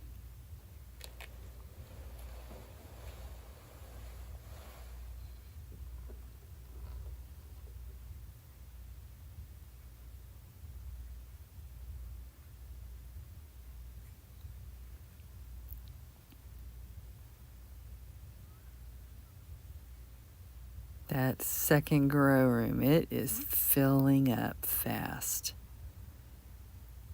I have 2 things left to sow. Straw flowers, which I'm a little behind on because it's really just not a priority right now. And cucumbers and squash, because those grow so fast. You see the last of the winter salad? I'm going to harvest that tomorrow. Good morning and welcome back to Withrow Urban Homestead. Today we're going to plant out our front porch pots. We're going to use the flowers that were left over from planting out the green stalks.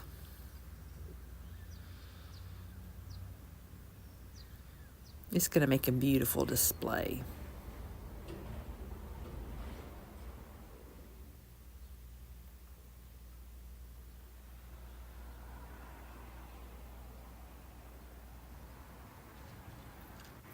Now, I've already taken the time to prepare my design in the pots. I'm going to put the tallest flowers in the back, the medium-sized flowers in the middle, and the shortest flowers in the front. Now, the stalk flowers can grow to be 24 to 30 inches tall. So we're going to put them along the back.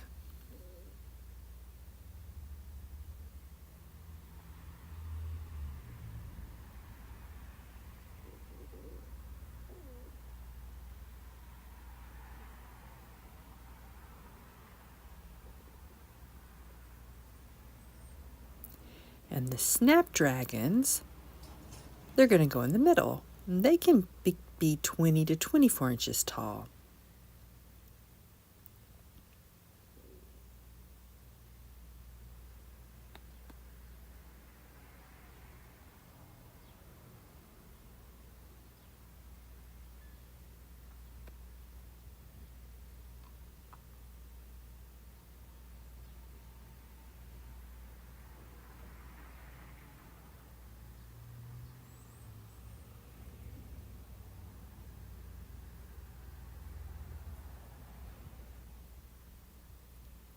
And the pansies can grow to be 6 to 9 inches tall, so they're going to go in the front.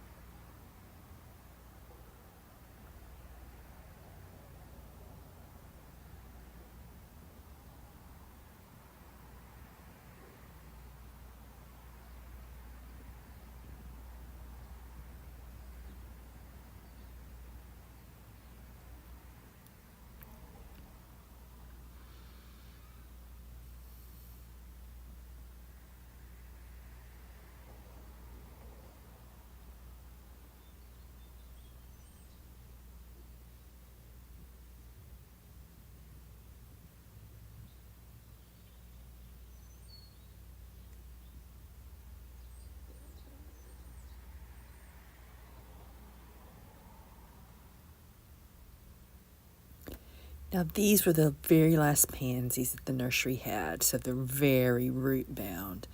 Really need to work those roots apart to give them a chance. Now, the pansies that were already here, I planted those in the fall.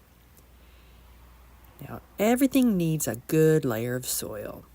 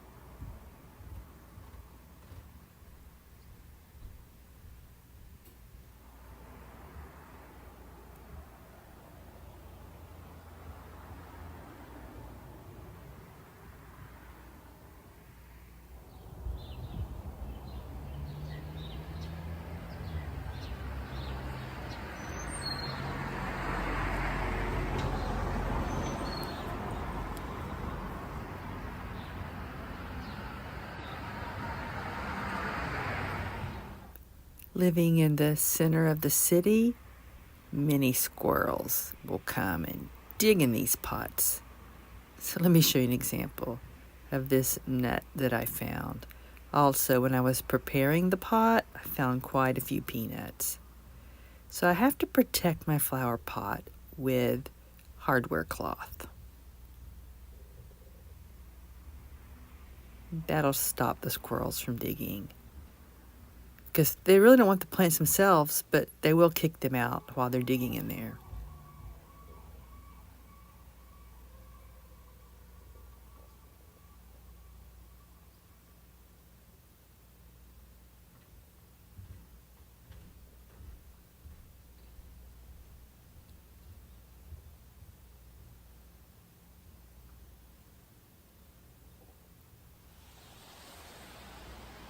And to make sure to water it all in really well. But as you can see, the rain is taking care of that for me. I thought I could beat this rain, but it arrived early.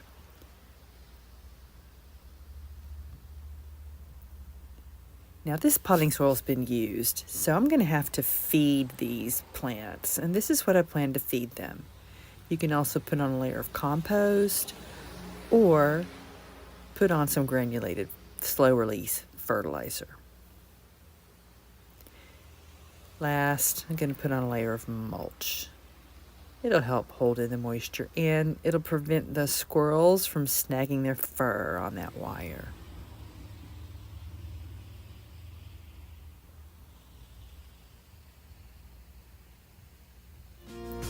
Good morning, and welcome back to Withrow Urban Homestead.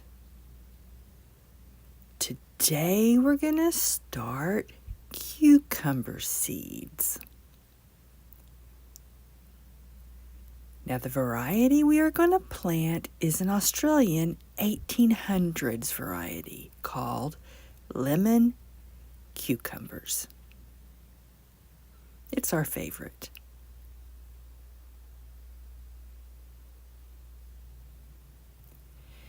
They're about a 2 to 3 inch cucumber. They have a non-bitter skin, and they're good for slicing and for pickles.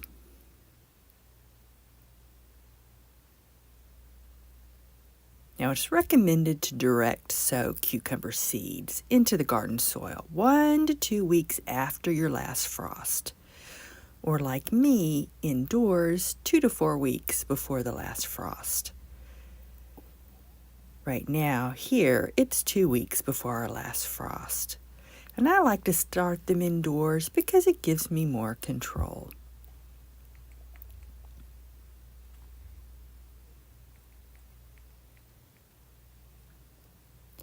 Now you want to plant them about a 1/2 inch deep. And go ahead and cover them with soil to make sure they hold in the moisture.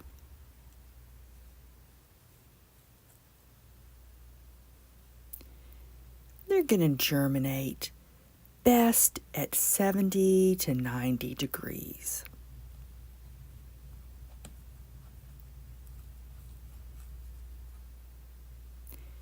They're going to require 5 to 10 days to germinate.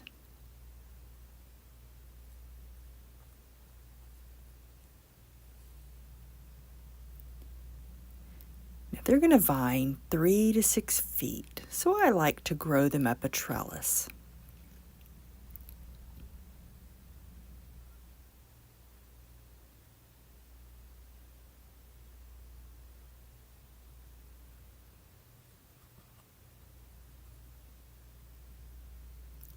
Now, if you have a big garden, you're going to want to space them 12 inches apart.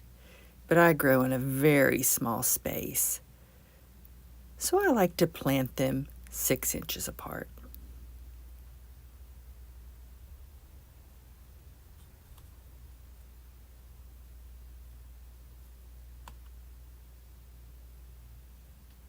I also start new seeds about every 3 weeks and succession plant. That way, if they get diseased or struggle in the summer heat, I have fresh new plants growing.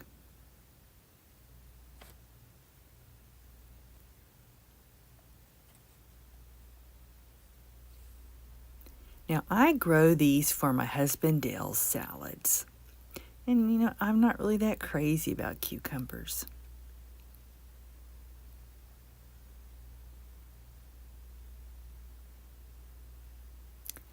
If you're like me and you start them indoors, don't start them too early because they're going to grow fast.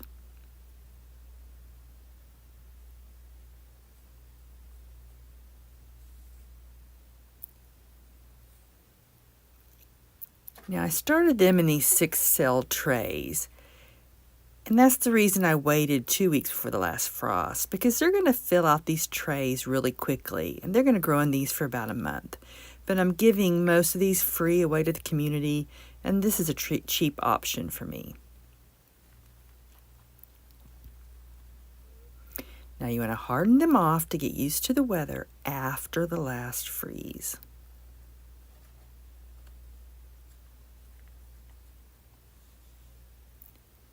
And plant them into the garden 2 weeks after the last frost. Here, that means mid-May or after Mother's Day.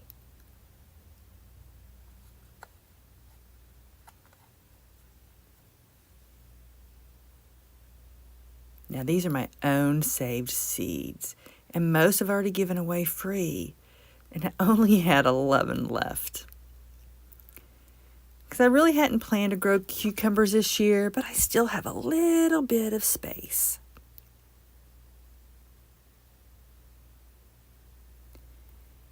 Here in this warm furnace room, it is filled up. So these are going to have to go in the other grow room.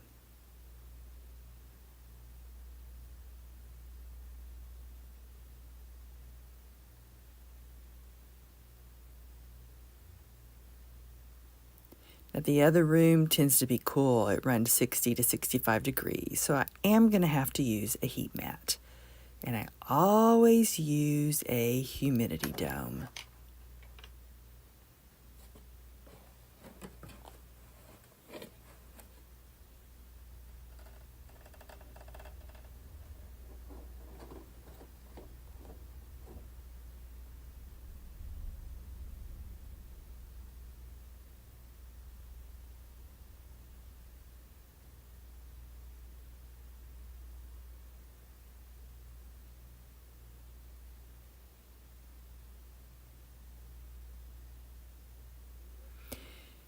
In this furnace room are my slow-growing summer flowers and veggies.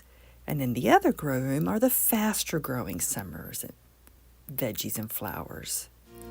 Good morning and welcome back to Withrow Urban Homestead. Today we're going to start yellow summer squash. Now we're going to start 2 varieties. Early golden crookneck. And crookneck is an old American native squash. It's been found predating Columbus. The second variety is early prolific straight-necked. That comes from, hang on, let me check my notes, 1938 heirloom variety, and they both do excellent in my garden.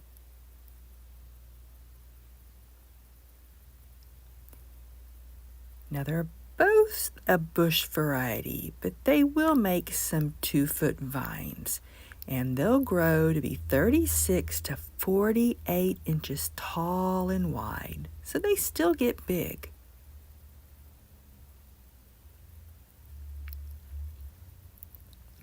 Now it's recommended to start your squash seeds directly in the garden soil 2 weeks after your last frost, in full sun, but I prefer to start mine indoors 2 weeks before my last frost. It just gives me more control.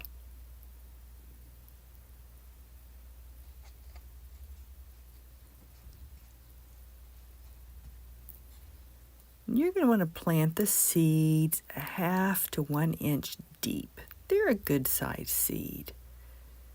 I have plenty of seeds, so I'm going to put 3 per pot and then thin them down to 1 plant each.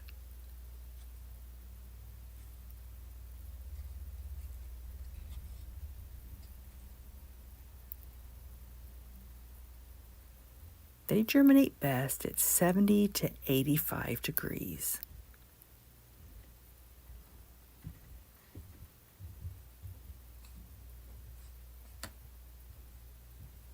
And they're going to grow quickly. They're going to outgrow those pots very easily. And they're going to be in these a month. And that's the reason I don't start them in the 6-cell trays, because I don't want to have to pot them up. If you're going to start yours 4 weeks before your last freeze, you're probably going to have to change from this pot to a bigger pot. This will get too small. And I'm using these because a lot of these squash I'll give away free to the community. And these pots are a little bit cheaper. Now here in the mid-Atlantic, vine borers are a huge problem. So I like these varieties. They do much better than zucchini. They grow really quickly and they produce fruit early. So I've stopped growing zucchini.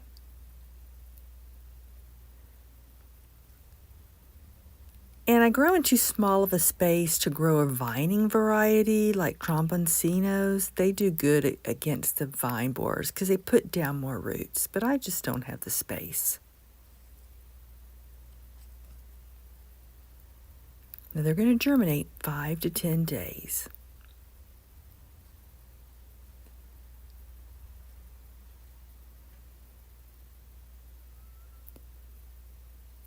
This variety works best in my small space, and I really should only plant 2.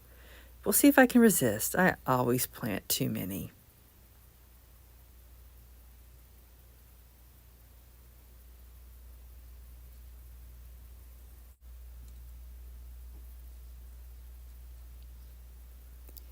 Now you want to start bringing them outside to get used to the weather, called hardening off, after the last frost.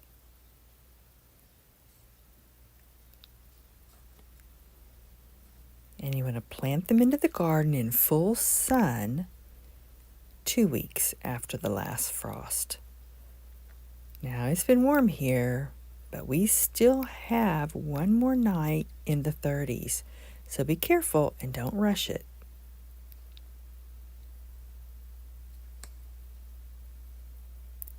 Now this warm grow room, it's full, so these are going to have to go down to the other grow room.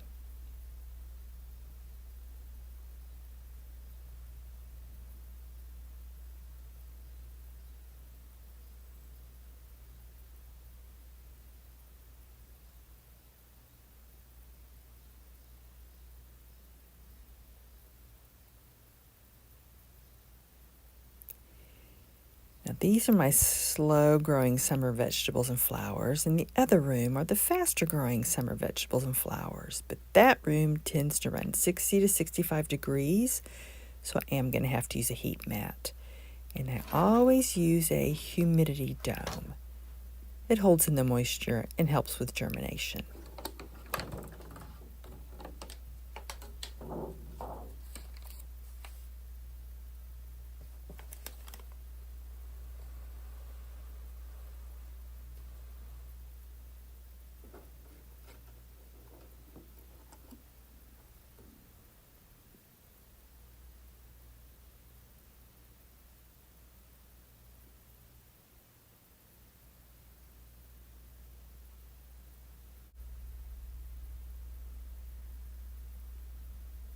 You're going to have the squash share with the cucumbers.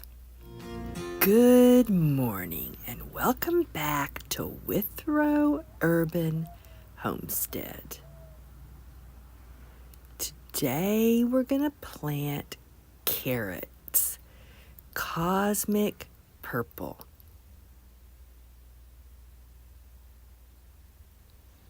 Now purple carrots might be new to us, but they've been around for more than 1,000 years.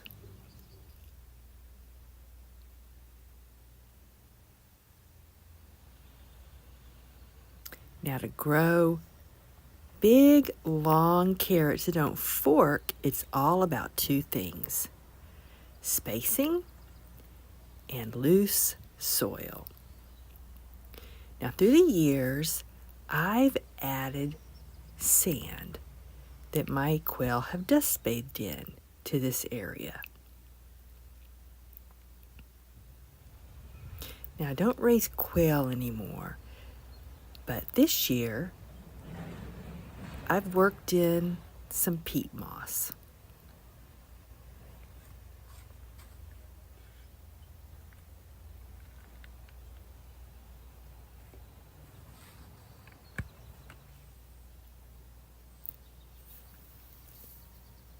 You want your loose soil to be 9 inches deep. And that's perfect because that's how long these tines are, 9 inches.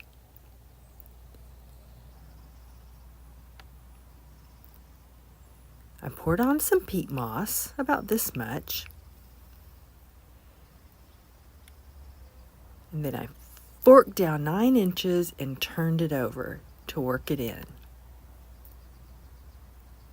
Now, if the rain holds off, when I'm finished planting, I'll film a little area over there to show you exactly what I did. But yesterday I was working so much and I didn't have time to film the prep.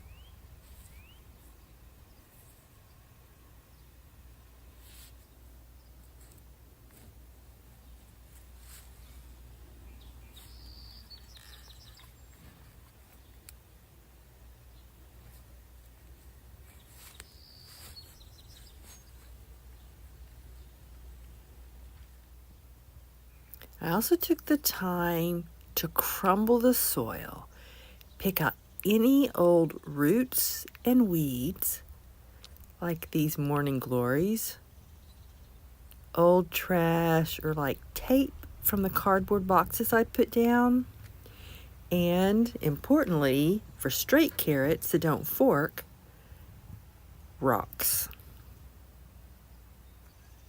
I thought, there'll be a few rocks, but wow, I was surprised. There were so many rocks.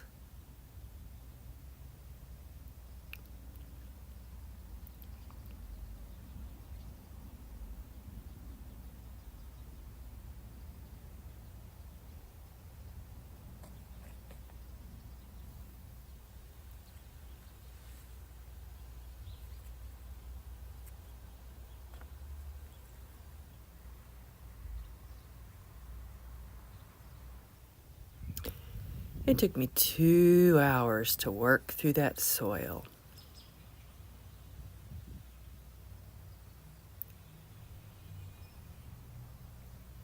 That's the key for big, straight carrots.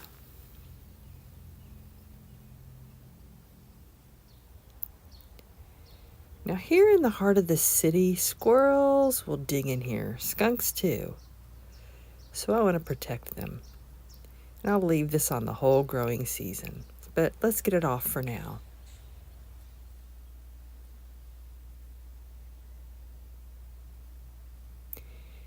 Now, cosmic purple carrots, it's recommended to space your rows 6 inches.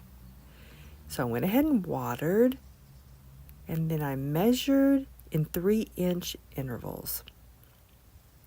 So I'm going to sow a row, leave a marker, then sow another row, so they're 6 inches apart. But if I have a lot of leftover seed, I might remove some of those middle stakes and sow closer together.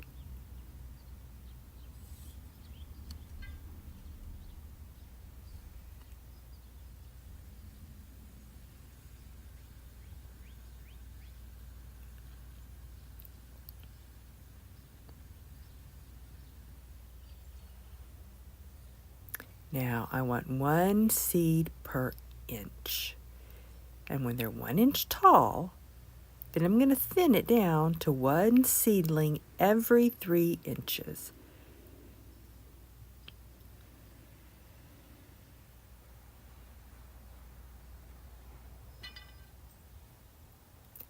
So from here to here is 6 inches.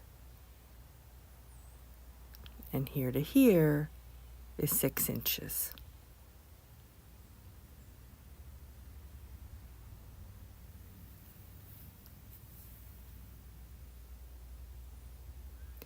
I'd rather take the time now, while it's cool, to tediously sow these seeds 1 inch apart. I'd rather do that now than later, as the temperatures heat up, to do more thinning. But you can just simply make a row and sprinkle in the seeds. Now you're going to have to go back more and do a lot more thinning. Or you can mix your seeds with sand and sprinkle it in. Or mix them with radish seeds and sow those together. And when the radishes mature, because they'll do that quickly, pull those out and leave the carrots to grow. I've done all three methods. Now I'm using my own saved seeds. I've been doing that for several years now. So these carrots in the middle, those are the fall carrots, and we're going to leave them now. They're going to send up their flower stalks, and then they're going to go to seed.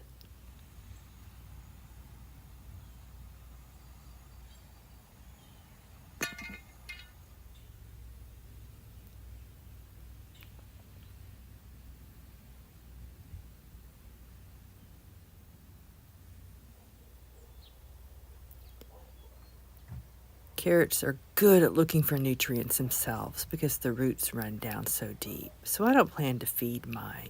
But if you're concerned and want to feed your carrots, look for specific root type fertilizers.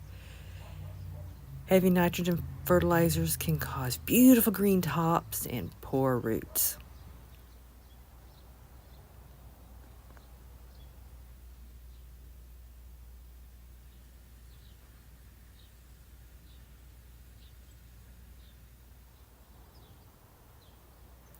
Now, straight carrots is about loose soil. And wide carrots is all about the spacing. For these, specifically 3 inches. So what helps with germination? It's all about water. Carrot seeds cannot dry out. For that reason, I watered the soil before I sowed. And you can have to water every day until they germinate. Typically in the spring, that's 14 days. In the summer, 7 days. And in the fall, 21 days. Or winter. Some people can sow during winter. So it can take 7 to 21 days for carrots to germinate, and you can't miss watering them. Some people will cover them to hold in the moisture while they germinate, but I don't. I tend to forget, and then they get ruined.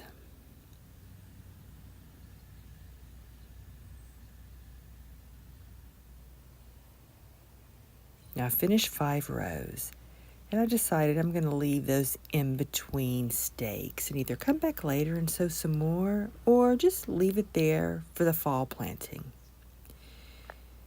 Now don't drown your carrot seeds in soil. They're very tiny. So I'm going to lightly sift some peat moss. And then I'm going to water it all.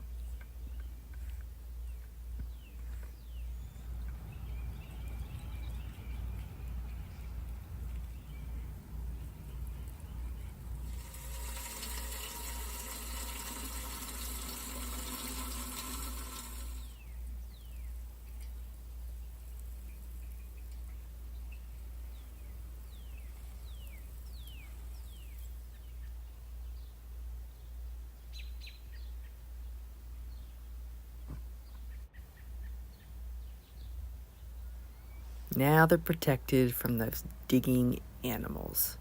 Now these are going to be ready here in North Central Maryland in July.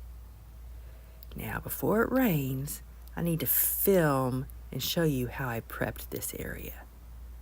Remember, water your carrot seeds every day and come back and check for an update. Good morning and welcome back to Withrow Urban Homestead. Today it's time to stack up the tiers of our green stalk planters.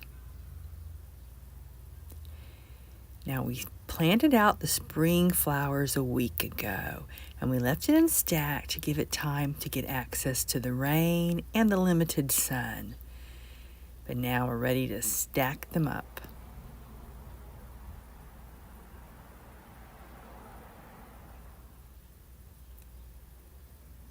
Now I'm going to make 4 towers with 4 tiers each.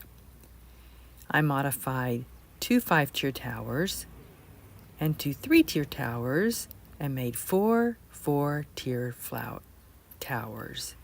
Each has a wheelbase that spins. So we're going to start with that.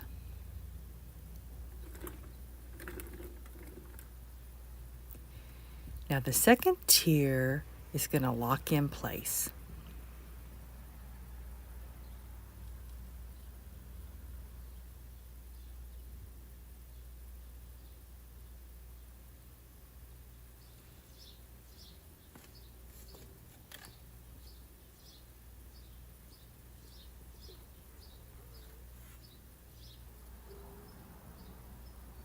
Now, I have to be careful and not hurt the plants and be patient and find that perfect fit.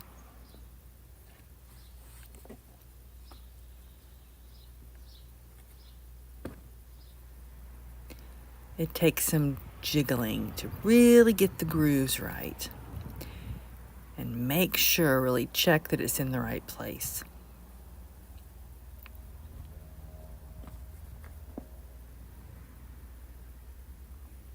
Now, I like to plant my green stalks on a diagonal, meaning alternating pockets down the green stalk. These are all the same plants, but over one pocket on each tier. So as they grow or as they hang down, it looks like they're cascading. That's the look I prefer.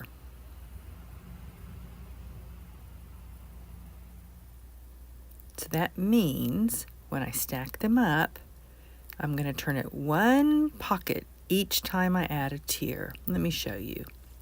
It can be a little bit complicated and I really have to pay attention.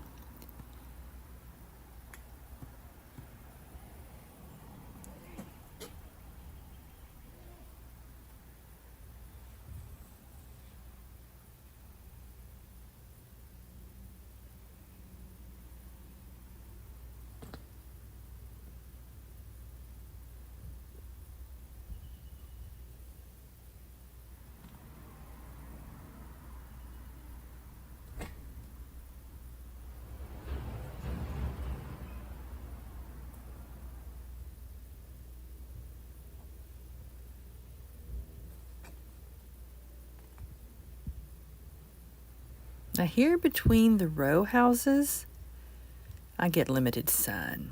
So every day I'm going to turn them a quarter turn. And that way I can make sure all the plants get equal access to the sun.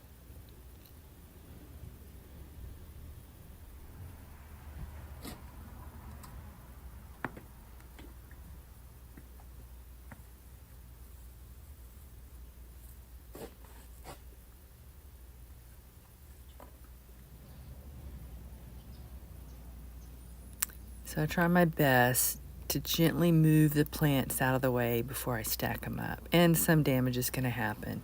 But they're going to recover as long as I don't totally cut off their heads.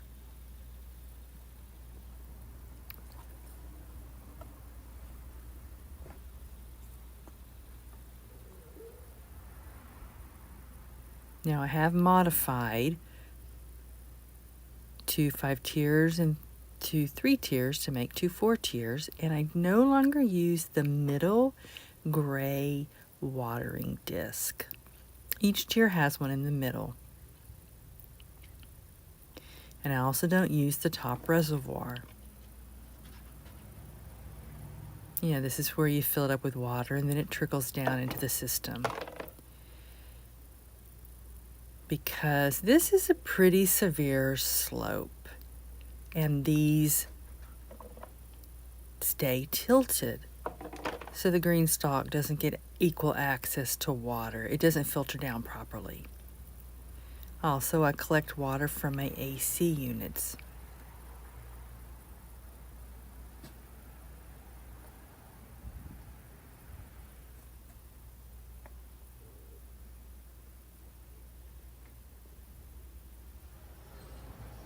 Now, if you've noticed, In all of these tiers, I have wire mesh hardware cloth because squirrels will dig in these. They'll even climb up the stacked planters and dig to hide their food. They love this soft soil. You can't see it, but I also put a yellow sticky paper in there for slugs and snails and gnats. Now I'm just going to leave them in there as I stack it up. It'll be fine.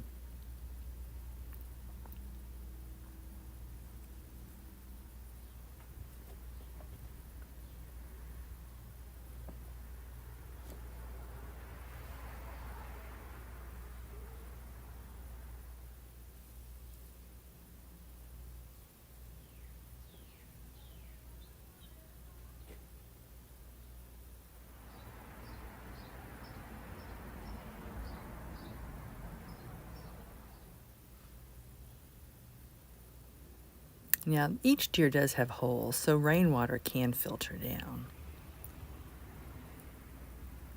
Also, I collect the air conditioning water, like I mentioned, using these tubes. Dale's still working on setting up the 3 other AC units because it's still cold.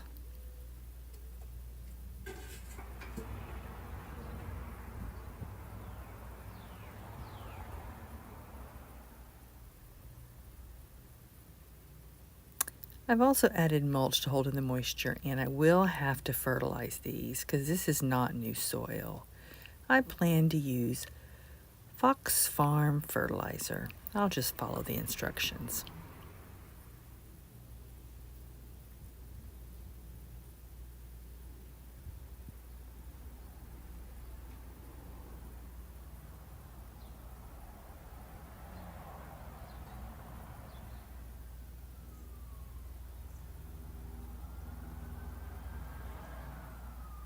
Now, see how tall the house is? That's the same level looking down from the window. That's one reason I didn't want the top reservoir. I wanted beautiful lush plants on the top for us to enjoy. Good afternoon and welcome back to Withrow Urban Homestead. Today we're going to have a beets update. Now in this area we have our heirloom Detroit dark red beets. These seedlings are 9 weeks old. I started them indoors and planted them out 4 weeks ago.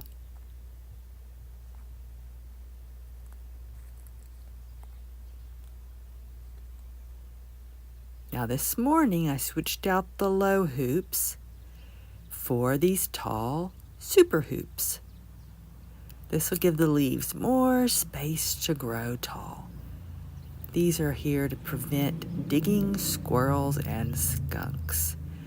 But today we need to weed and add back the leaf mulch.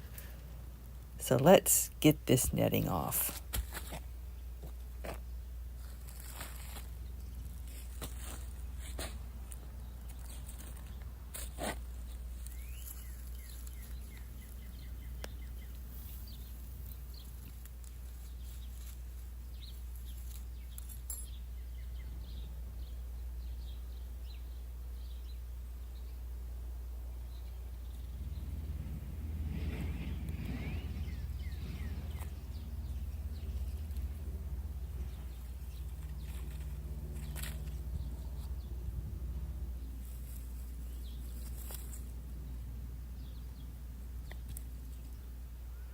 Now we're still having frosts at night.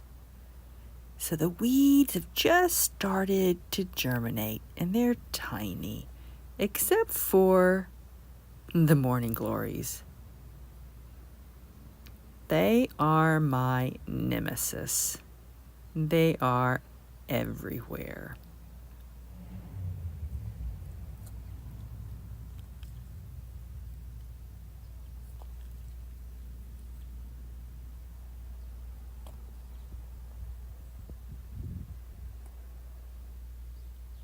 Now we're going to add back the leaf mulch, and that'll help block these little weeds.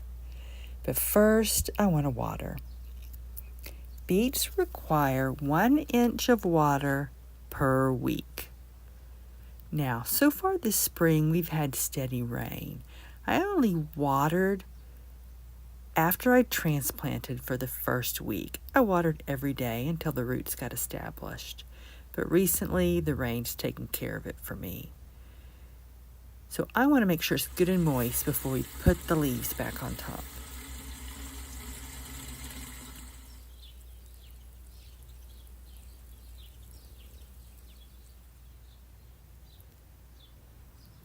Beets are light feeders. I don't plan to fertilize them. This soil is already full of organic matter. I've had years and years of building this soil.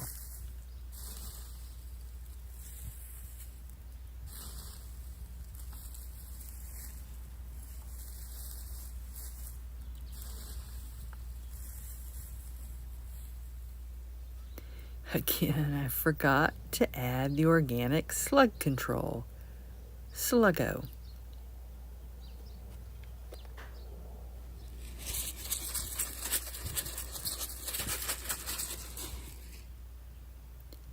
Now these will all be ready for harvest in June, before these blackberries are ripe.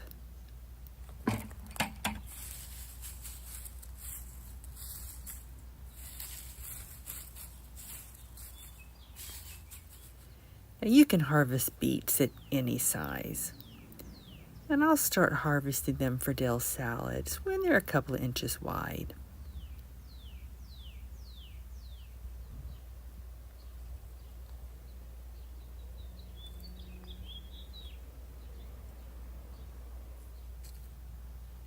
Now this is one of our fall beets, and it's finally sending up its stalk. I'm hoping to save seeds. It should be flowering soon.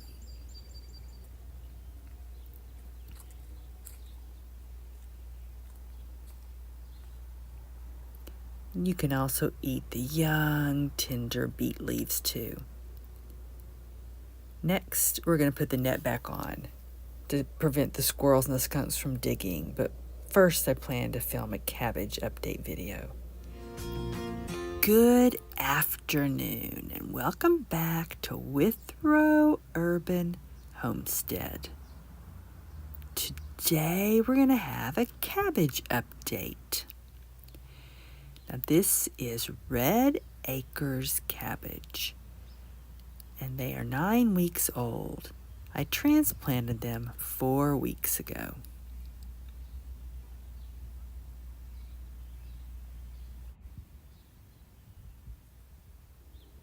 Now, since I transplanted these, they've been protected with netting from cabbage worms. But I forgot about slugs, so they have some slug damage.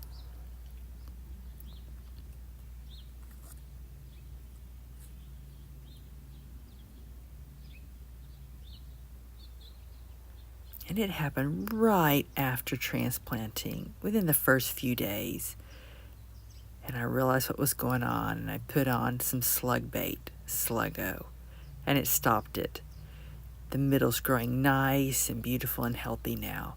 But it's time for more Sluggo because the rain has just dissipated it. It is organic, and it won't hurt birds or wildlife.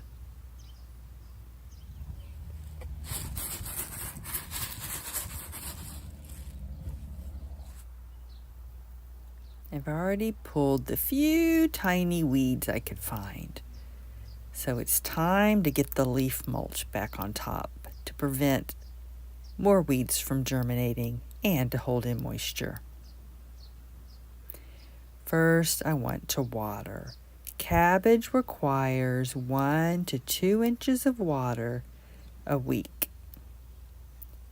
Now, the first week after I transplanted it, I did water it well every day until the roots got established. But after that, the spring rains have taken care of it. We've had good supply of rain, not like last year with the drought.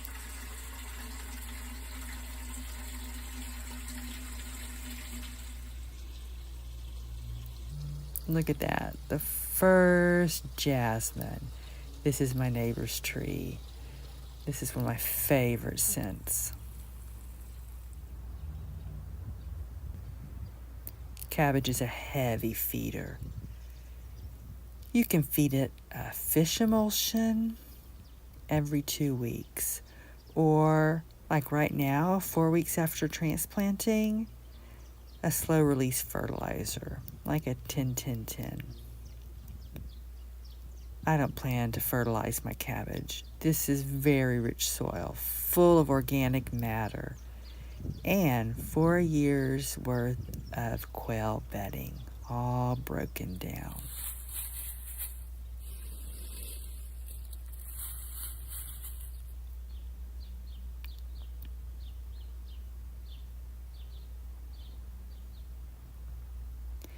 These will be ready to be harvested mid-June. They will store for several months in the refrigerator. I still have one of my fall cabbages in there. Now this is a fall cabbage that I overwintered. I want to collect seeds from it. So I protected it if it got below 25 degrees. And it's starting to flower.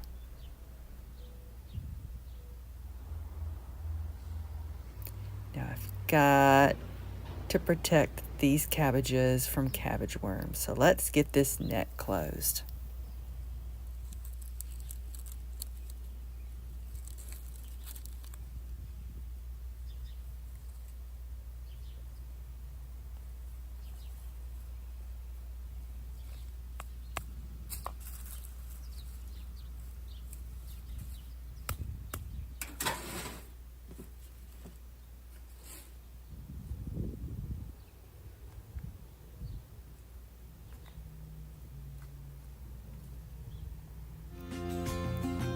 Good afternoon and welcome back to Withrow Urban Homestead.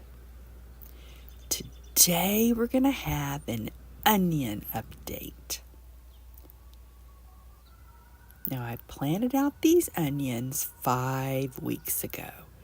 The seeds were started indoors 12 weeks ago, and that made them 6 weeks old when I planted them out.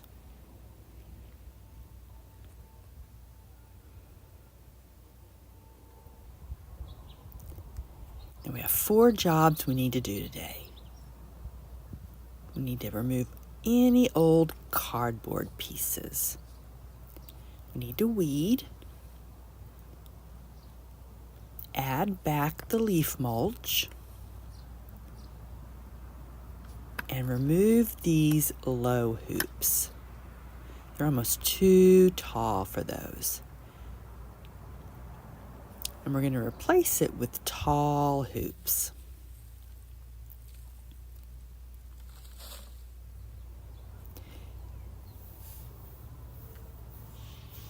Now in the fall, I chop and drop my old plants and I leave the mulch from that current growing year and I cover everything with cardboard.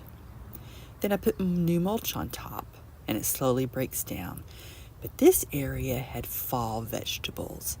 So that cardboard was already punched through and had holes in it for those vegetables to grow. And now the spaces in between have dried out, and the skunk's been digging on the outside and pushing this cardboard up against the onions. Now that's better. The cardboard between the onions and the strawberries will leave. And like I said, that skunk kept trying to dig in and pushing this cardboard. Now we need to get the leaf mulch back on top. But first, I want to water. I want to make sure it's moist under those leaves because onions require a lot of water. They need 1 inch every 4 days. So far this spring, we've had good steady rain, and I haven't had to water. But the first week after transplanting, I did keep them watered every day until they got established.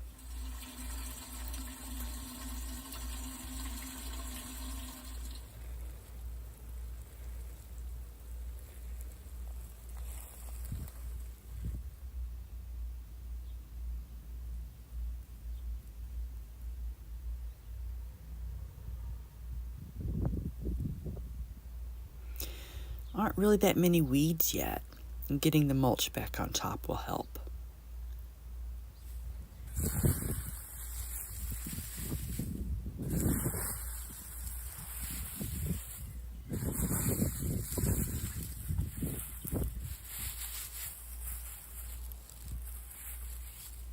Now, if you notice, I did not trim my tops. The YouTube channel No Till Growers inspired me not to trim the tops. Because remember, the green leaves, the tops of your onions, those are your solar energy collectors for developing big bulbs. One leaf is responsible for one ring of the onion. Each layer requires a leaf. So the bigger, the healthier, and the more leaves you have, the better the bulb. I'll link their onion video in the description.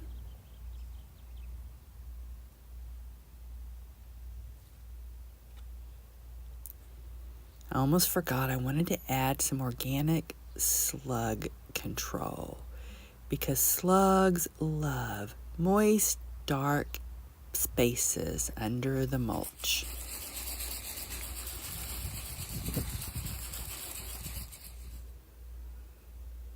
Onions are heavy nitrogen feeders.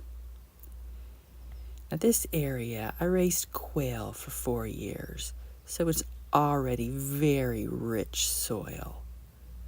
But if you've already planted your onions but didn't add any bone or blood meal, you can still do it. Just side dress your onions.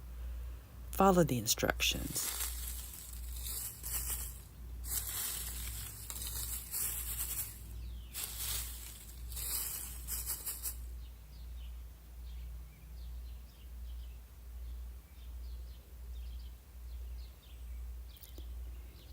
Now in this cool weather is when the leaves develop. And it's the time to feed and water and keep your weeds pulled. But what causes the bulbs to develop? Well, that depends on daylight hours. And there's 3 varieties that require different amount of daylight. So the first of these onions are a red Italian flat onion called, let me look at my notes, hang on, make sure how to spell it. Cipollini. They require a minimum of 12 hours of light to start bulbing. At that time, stop feeding them because you don't want the leaves to keep growing. You want the bulb to develop, but you've got to continue watering. The more the onions grow, the closer to harvest, the more water they need. So those are my red Italian flat onions. Those are intermediate day onions. Now next to them are my Walla Walla onions, a big sweet onion. Those are long day onions and they require a minimum of 14 hours of daylight to start bulbing up. And last are my sweet yellow Spanish Utah onions. They're like the Walla Walla. They're a long day onion and they require 14 hours of daylight to start bulbing up. The more north you live in the U.S., the more summer sun you get. The farther south you live in the U.S., the less hours of summer daylight you get. So in the south, you have to grow short day onions. But here in north central Maryland, I can grow intermediate or long day onions. So make sure you pick which variety is best for your area if you want to grow large bulbs. Last, we're going to remove these green hoops because we're going to change them out for these tall hoops called super hoops. But I'm going to make a whole separate video about that, how to set it up. So why do I still need these? It's because skunks and the squirrels will dig in this area, and I need to leave netting on all season long. Let me show you last night what the skunk did, looking for grubs and nuts that squirrels had hidden.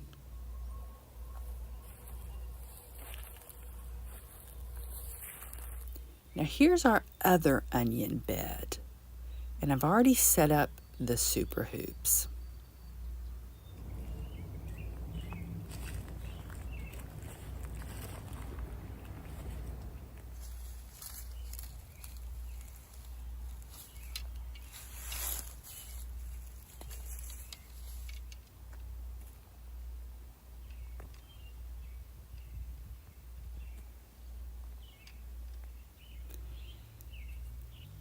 I better get busy filming that second video because I can't leave that open overnight. The skunks will destroy them. Good afternoon and welcome back to Withrow Urban Homestead. Today we're going to set up our tall super hoops in the onion bed.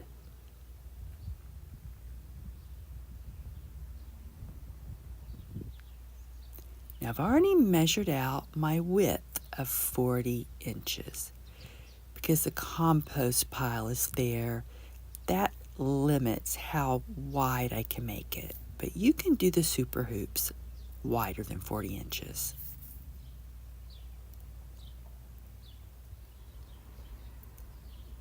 I found spacing between the hoops, like over in this bed, is best at about 24 to 26 inches.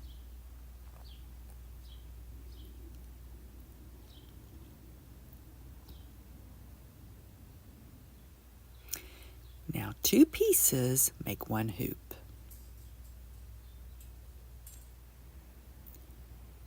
Now, if you can look, there's a crossbar on these hoops. And you want that facing the inside because you don't want it snagging your row cover.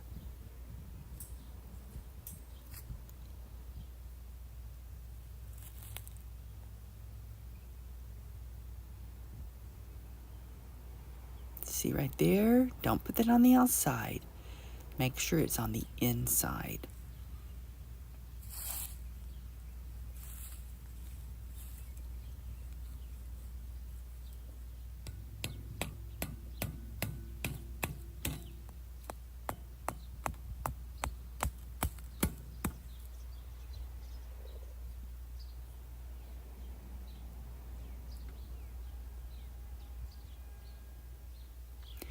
Now, the connectors are not going to be snug. They are going to be loose, and that's okay.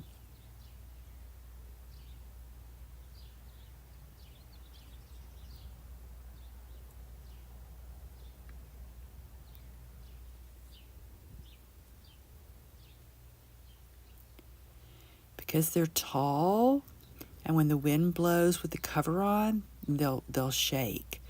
So I felt like they needed more support. And this is what I use.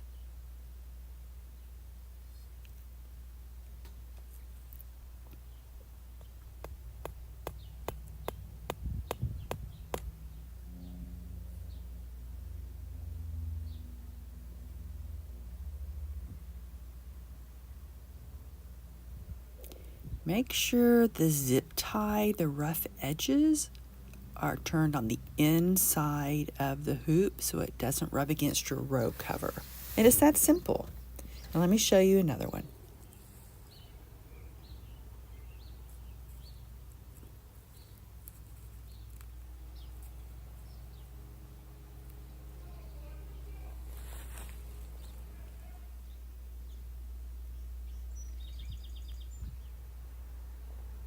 It doesn't have to be exact.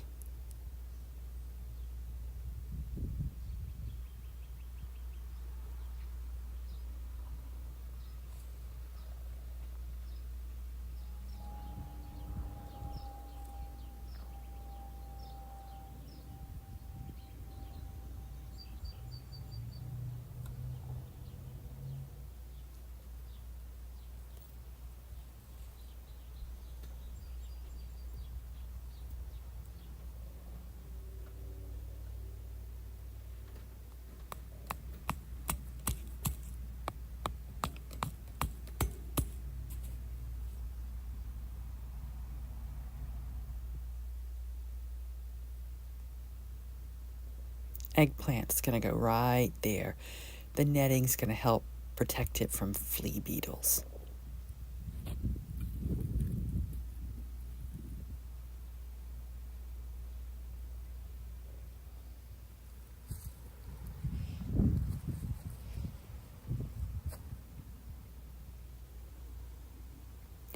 Make sure any support you use that the tips are smooth. You don't want them tearing the row cover.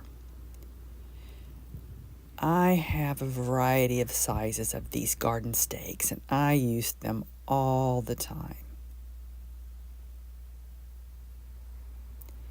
Now last night, this is the area where the skunk was really digging. Because this cardboard wasn't fully covering the area since the fall vegetables were planted here. It already had holes in it, and it made it easy for the skunk to dig. Now, you have to buy the 10-foot wide row covers. It has to be 10 feet wide. I bought 100 feet of length, and then I'm going to cut it to size. Now you want to fit it first before cutting, and I've learned don't gather it in the middle, gather it at the corners.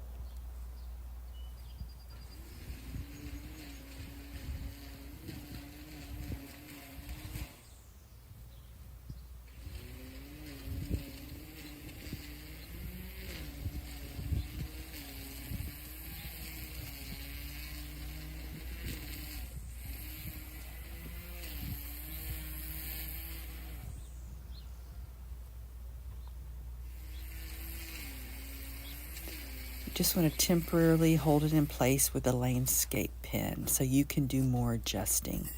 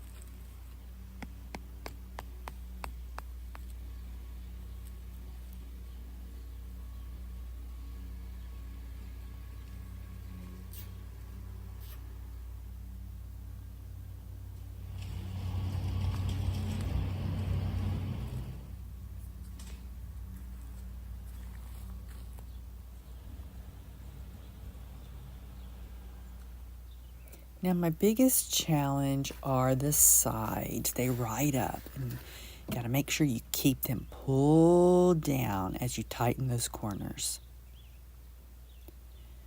It's because this netting is so thin. If you use fleece that's thicker, it's really easy to cover these super hoops. You just gather it at the middle on the end and gather it at the middle on the other end. But this netting is so thin. Now, I was concerned the skunk's going to try to dig in over there, so I put lots of sandbags, much less than the other area of onions. Now it's ready and protected.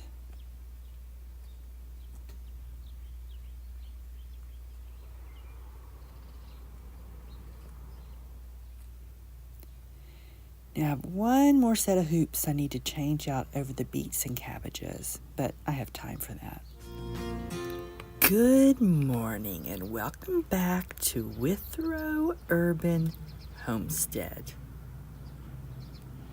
It's the last few days of April. That means we're close to our last average frost, so it's time to start hardening off our California giant zinnias.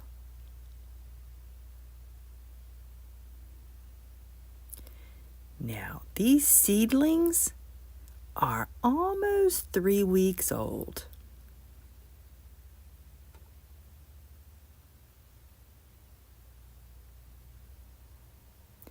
These were started from my own saved seeds, and they germinated in only 3 days.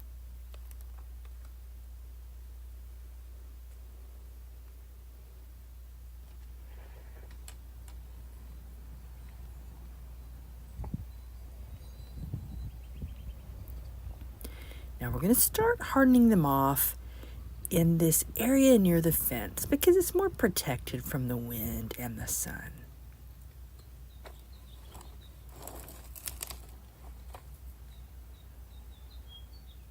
Now I'm back in the kitchen to get some lukewarm water because these are dry and they're not used to the cold water from the rain barrel.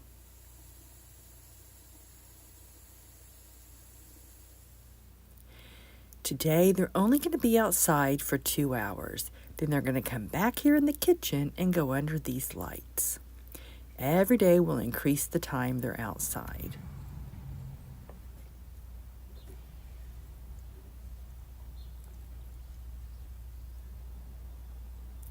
Now, squirrels will dig in these, so I need to protect them. And I'm going to use a cage that I made for the blueberries.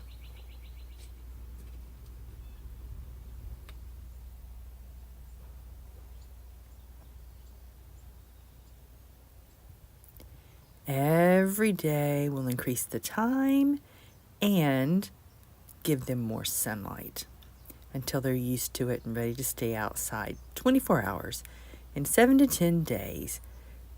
So we plant them out 2 weeks after the last frost. Here, that means after Mother's Day. Now, one more thing. We will have slugs climb onto the patio and find this. So let's add some Sluggo. It is organic and it won't hurt birds or other animals. Now most of these I'm going to give free to the community. I have a shelf behind our garage in the alleyway. Good morning and welcome back to Withrow Urban Homestead. It's the last few days of April. It's right before our last frost and time to harden off our tomatoes. Now I have 2 varieties. Ace 55 bush tomatoes and Matt's wild cherry.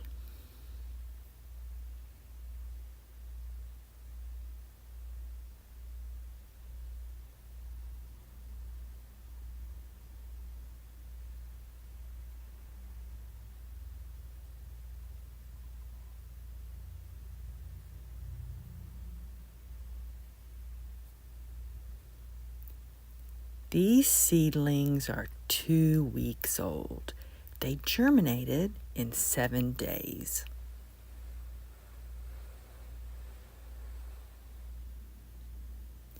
Today they're only going to stay outside for 2 hours, and they'll come back here into the kitchen under these grow lights.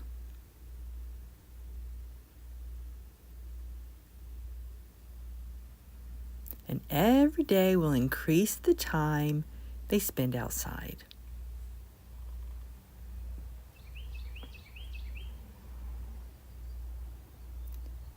We're going to put them near the fence where it's more protected from the wind and the sun.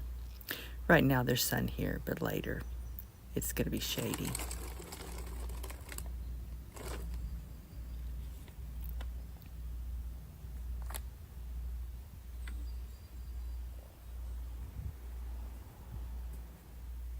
Now, these are really dry, but they're not going to be used to the cold rainwater in the barrel. So I've come back in the kitchen to get some lukewarm water.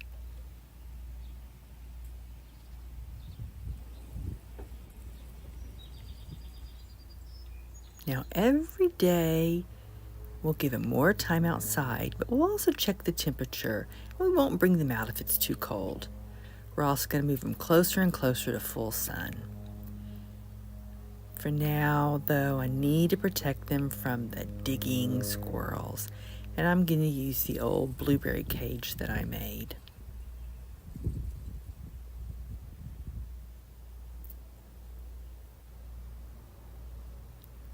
So we're going to bring them back and forth into the kitchen 7 to 10 days and plant them out after our last freeze, 2 weeks after.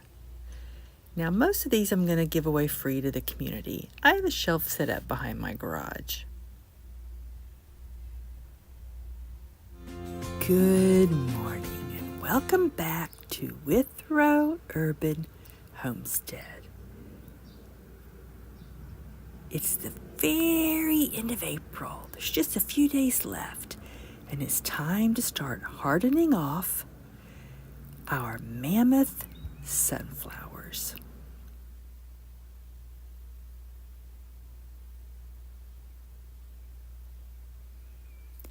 Now these seedlings are 2 weeks old. They grow fast.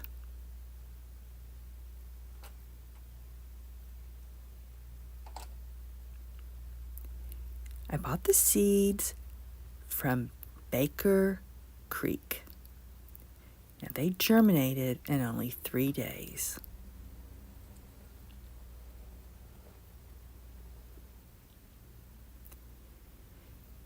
Now they're only going to stay outside today for 2 hours. They're going to come back into the kitchen here under these lights.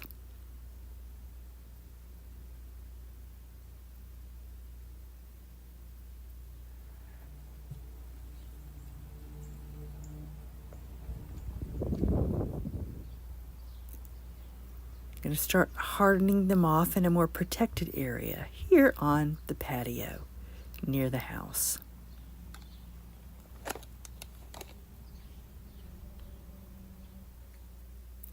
Every day we're going to increase the time that they stay outside until they're out there 24 hours.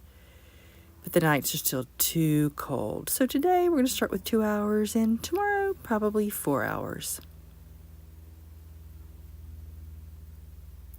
We're also going to expose them to more and more sun every day. Later, they'll be out there in the middle of the garden sidewalk.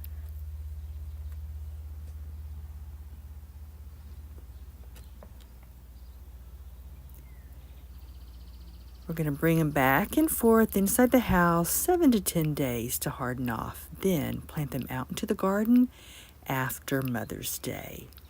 Here, that's 2 weeks after our last frost.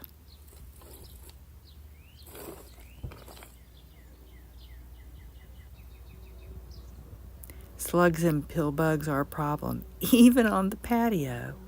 So I'm going to sprinkle on some Sluggo.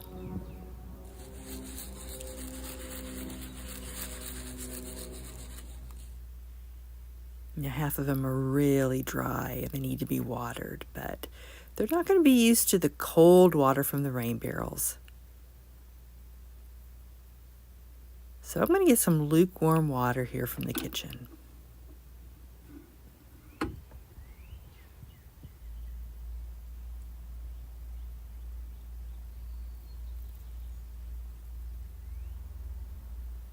I also need to protect them from digging squirrels and curious birds. I'm going to use a cage that I made for the strawberries.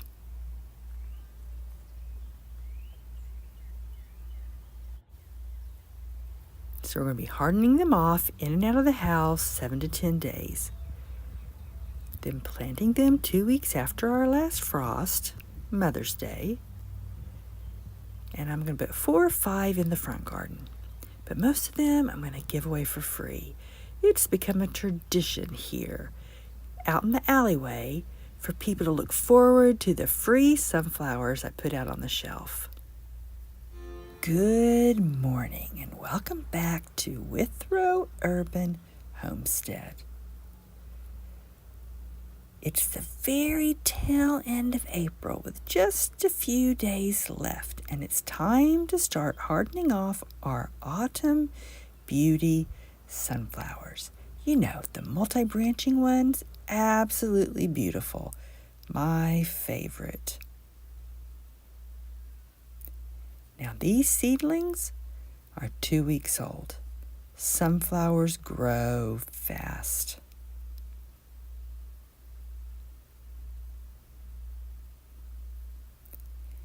These are from my own saved seeds, and they germinated in only 3 days.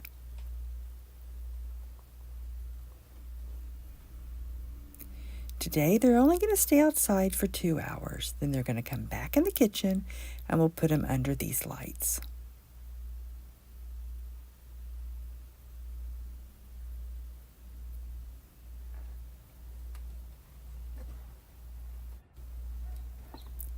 And we're going to start hardening them off in this protected area. It's protected on 2 sides by the house and the fence.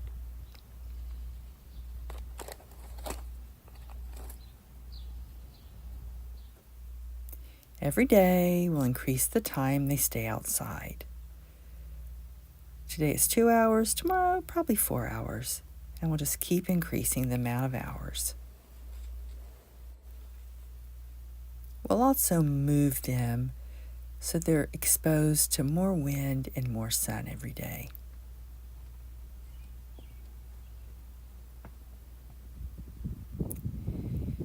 Now we're going to bring them back and forth in and out of the house 7 to 10 days. Then we're going to plant them 2 weeks after the last frost. Here, that means after Mother's Day.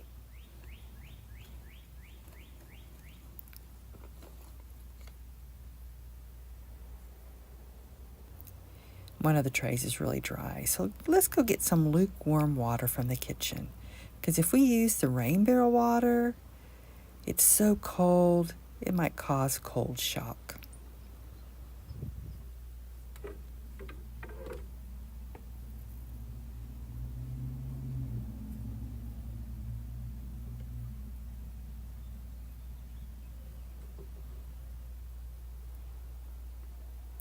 Now here in the heart of the city, I have to protect them from digging skunks, squirrels, and curious birds.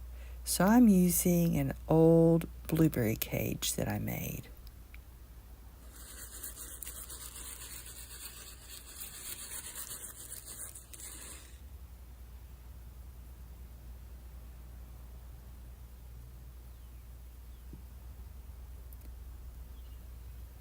So here in the backyard, I like to grow about 11 sunflowers along the fence. But most of these I'm going to give away free to the community. It's become a tradition here. Out in the alley, I have a shelf set up and people watch and look forward to getting their free sunflowers.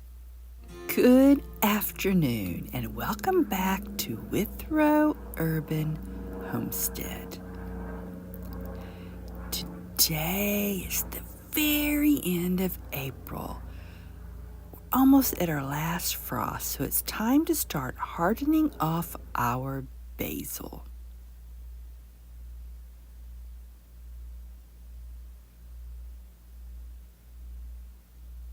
Now these seedlings are 3 weeks old.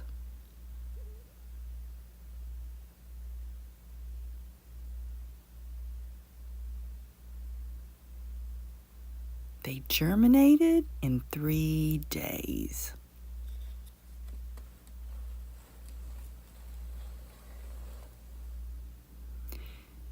Today, they're only going to stay outside for 2 hours. Then they're going to come back under these lights in the kitchen.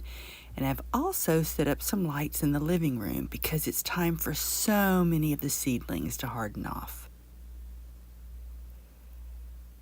And I don't want to be carrying trays up and down the basement stairs every afternoon.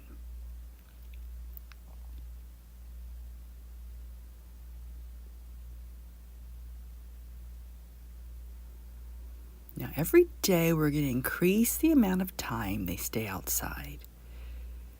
I'm also going to watch the temperature in the morning and wait until it's warm enough to bring them out.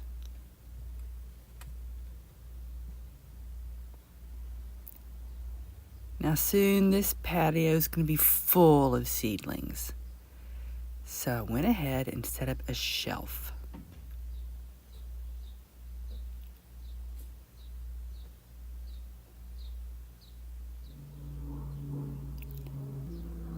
Now, right now they're in a protected area where there's less sun and wind, but every day I'll expose them to more and more sun and weather.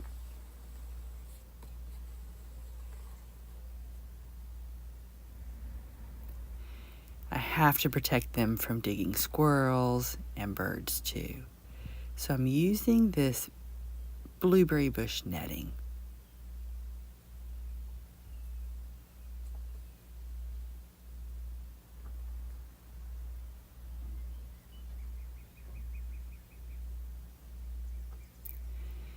I'm going to harden these off, bringing them in and out of the house 7 to 10 days. Then I'm going to plant them into the garden 2 weeks after the last frost here in north central Maryland. That means after Mother's Day. Now, I'm not going to need all of these, so most I'm going to give away free. I have a community shelf I've set up behind the garage.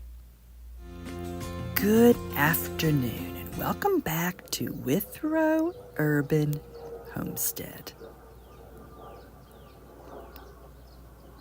It's the very tail end of April. Only a few days are left, and it's time to harden off our marigolds.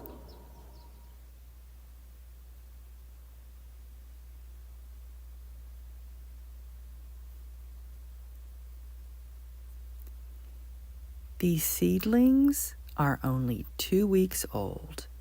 Marigolds grow fast.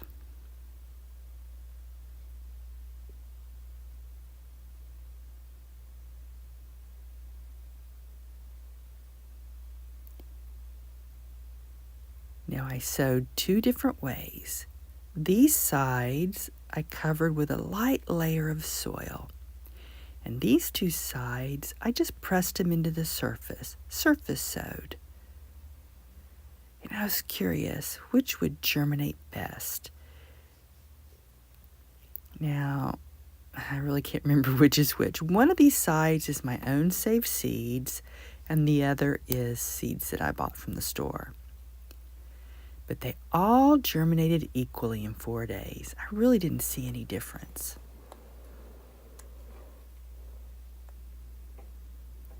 And if you hear noise, it's because Dale, my husband's working on the air conditioner right out there. Now, the marigolds are only going to stay outside 2 hours today because they're not used to the sun and the wind and the temperature. Then they're going to come back inside under lights, either in the kitchen or the second shelf I've set up for our many seedlings in the living room.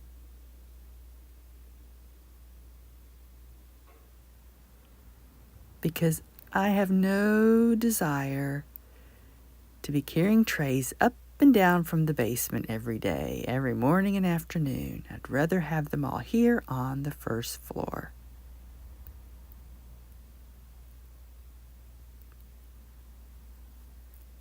And every day I'll increase how much time, how many of hours they stay outside.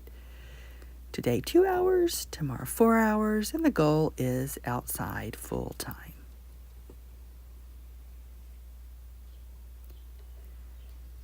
There's going to be so many seedlings hardening off soon that the patio would just fill out.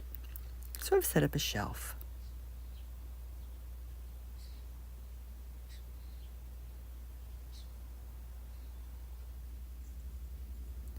So the shelf is in a protected area near the fence and the house because there's less sun and wind here. But every day I will move the shelf and expose them to more and more full sun. Our other sunflower seedlings and zinnias and tomatoes, they're already in the full sun.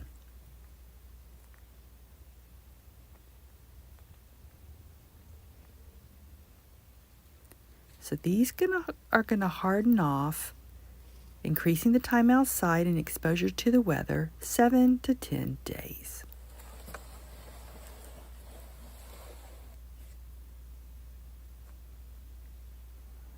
Now I'm using a blueberry bush netting with a zipper.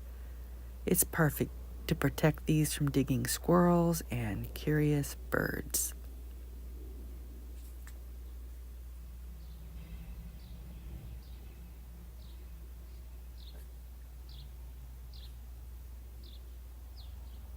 And 2 weeks after our last frost, here in the mid-Atlantic, that means after Mother's Day, we'll plant these into the front garden and into the green stalk planters. But I'm not going to need them all. 2 I'll save for the grandkids to plant into their garden, and the rest I'll give away free to the neighborhood. I have a community shelf set up behind the garage. That's where I leave plants that I don't need. Good afternoon and welcome back to Withrow Urban Homestead. Today it's time to harden off our sweet leaf plant stevia. Now most stevia plants that you buy come from cuttings because the seeds tend to be sterile. I had about a 50% germination rate, which is what I expected. Some germinated in 4 days and some took 21 days, so it was a huge variety of time. Be patient and don't expect all of your seeds to germinate. So that means these plants are between 8 and 11 weeks old. You have to start your stevia early because it grows very slowly.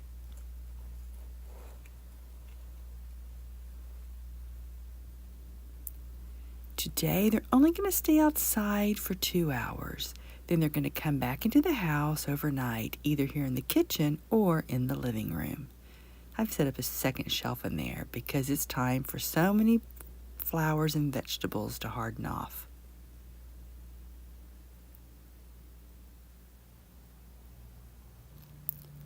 Now, I have no desire to walk up and down and carry trays to the basement every day.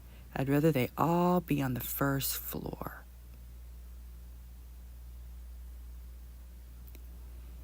And every day, we're going to increase how much time they stay outside.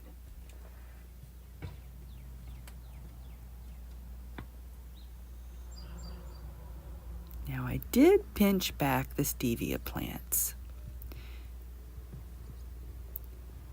And I experimented with doing it 3 different ways. On this one, I pinched back at the first true leaves. It had good results. We have 2 side shoots. Now this one, I did it at the second set of true leaves. And we have lots of side shoots come up on that one. And the last one, I only did the tip. It's much taller than the other plants. It does have 3 side shoots. So it seems pinching back at the second set of true leaves did best, but we'll see next year if we get the same results. It was fun to try a variety of ways. Now these were pinched back 5 weeks ago, and then the bigger ones I pinched back again. Through the growing season, you're going to want to continue to pinch back your plants just like you do with basil.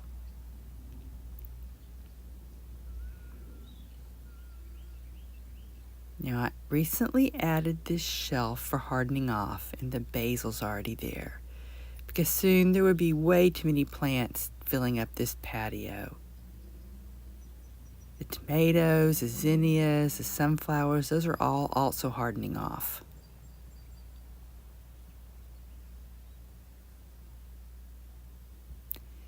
Every day I'm going to increase the sun exposure and the exposure to the wind. Right now, the shelf is in a protected area, but the other seedlings are already in full sun. Here, let me show you.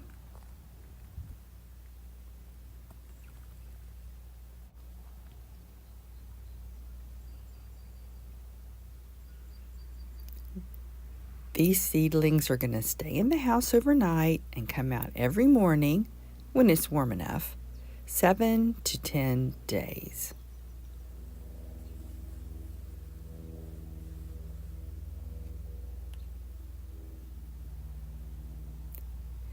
Now this netting is to protect from wildlife, mostly squirrels and birds. This is a blueberry bush net with a zipper.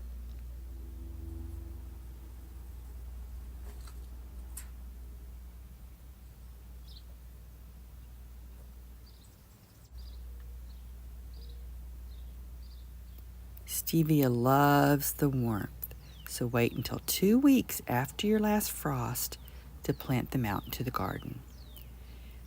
I don't need all of these plants, I only need a few, and most I'll give away free to the community, out on the community shelf I've set up behind the garage. Good morning and welcome back to Withrow Urban Homestead. Today we're going to harden off our summer yellow squash.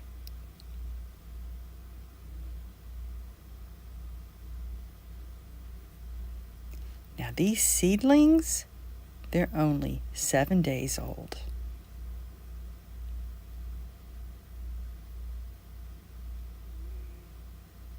They germinated in only 4 days.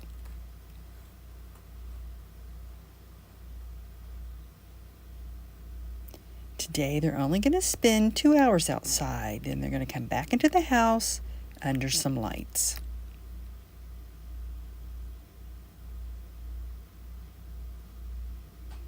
And then every day we'll increase the amount of time that they spend outside.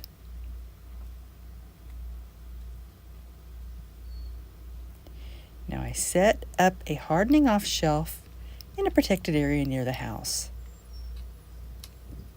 It gets less sun and wind here. It's also a little bit cooler.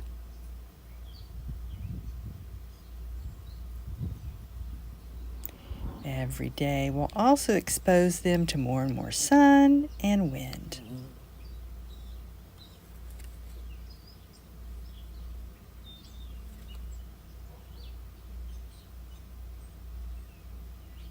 I'm going to harden off the squash for 7 to 10 days, just like the sunflowers, tomatoes, and all the other seedlings.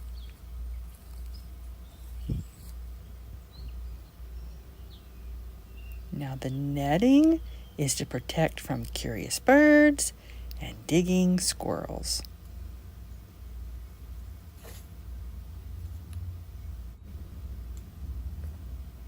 Now my garden here in the center of historic downtown is tiny. So most of these I'll give away free. I have a community shelf set up behind the garage.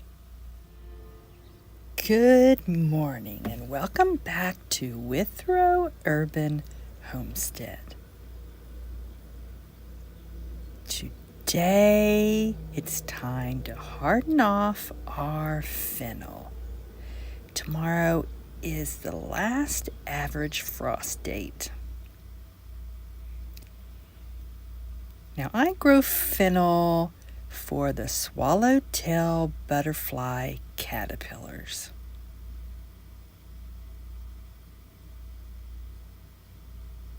One year I even raised the caterpillars in the house.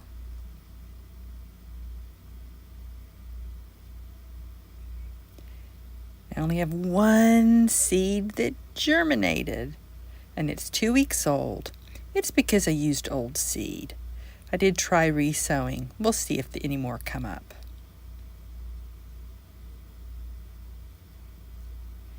It germinated in 9 days.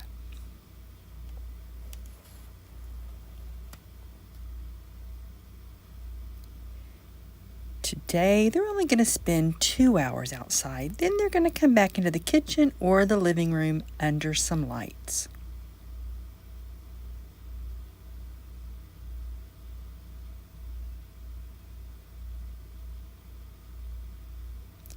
And every day, we're going to increase the amount of time that they stay outside.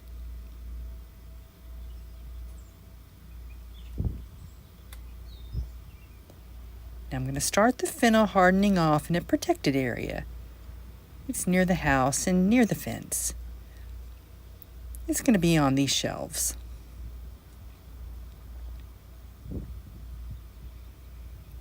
And we're also going to increase exposure to the sun and the wind every day.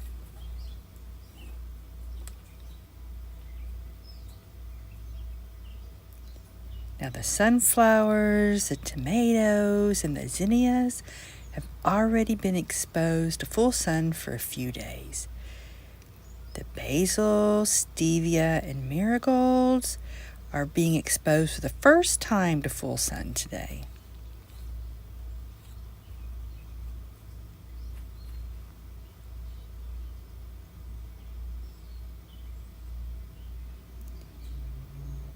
Now I'm using this blueberry bush netting to protect from curious birds and digging squirrels. I need to go zip it closed.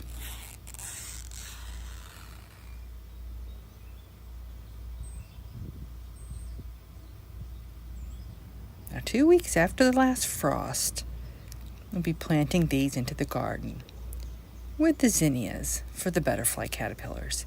And if any more germinate, then I'll give those away free on the community shelf that I have. Good morning and welcome back to Withrow Urban Homestead. Today it's time to harden off our cucumbers. We're past our last frost. Now these seedlings are 7 days old.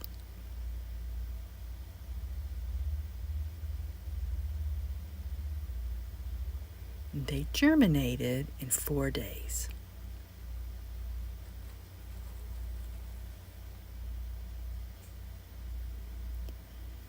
Today they're only going to spend 2 hours outside, then come back in the house under some lights.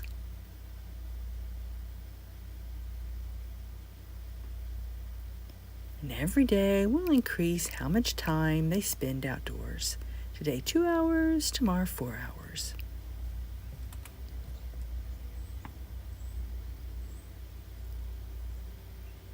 Now the hardening off shelf I've set up has really worked out well. It's protected from the sun and the wind. Every day we will expose them to more sun and more wind.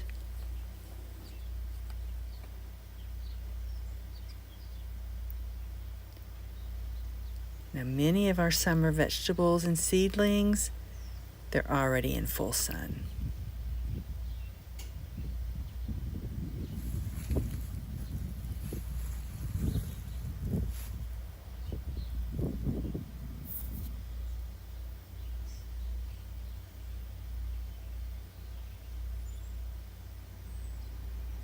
We're going to harden them off, bringing them in and out of the house 7 to 10 days.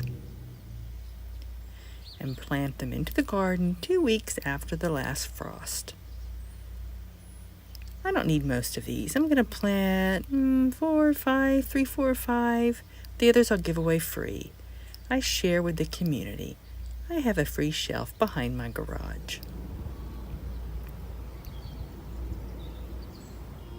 Good morning and welcome back to Withrow Urban Homestead. We're past our last frost date and we're having a heat wave.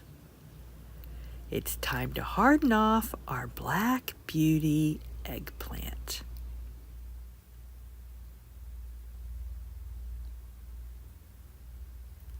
Now these plants are 10 weeks old.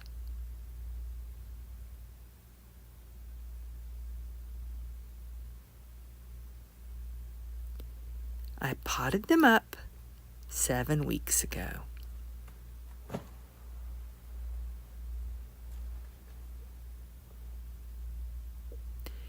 Today they're only going to be outside 2 hours and they're going to come back in the kitchen under these lights. And then every day we're going to increase the amount of time they stay outside.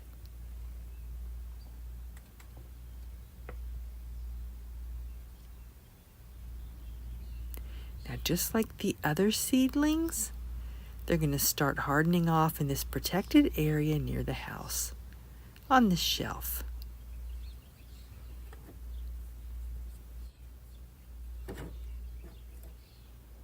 Now the goal is to be able to be out in full sun. So every day we'll increase the exposure to the sun. Just like these seedlings over here.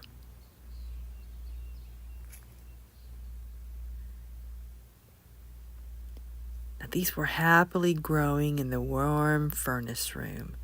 But recently I had to move them here to this cooler room because the gas company needs to come check the meter, and I didn't want them walking through that room and damaging any of the plants. So it's time to get them upstairs. It's going to be in the 80s this week. Last week we were having frost during the night. Now if you're concerned about the yellow leaves, you just trim them off.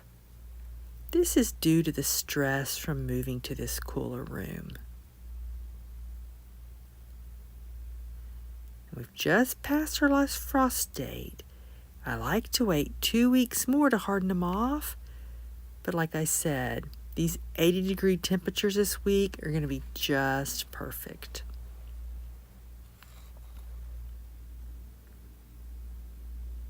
Eggplant prefers temperature 70 to 85 degrees.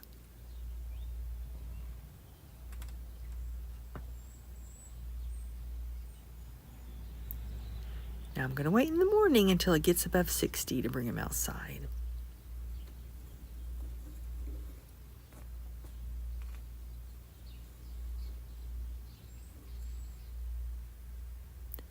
You're going to want to harden off your eggplant, getting them used to the sun, wind, and the weather, 7 to 10 days.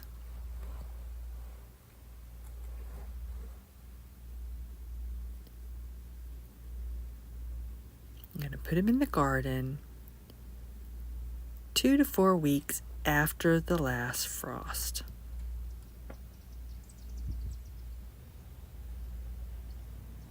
Now this net is going to protect from digging squirrels.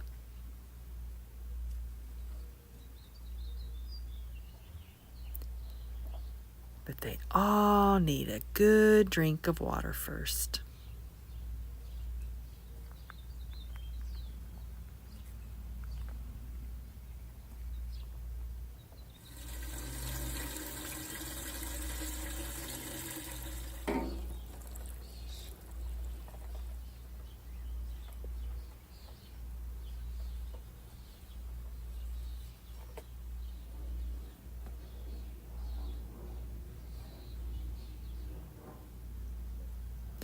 Any that I'm not able to use, I'll give away free to the community. Out here behind the garage, on this community shelf I've set up.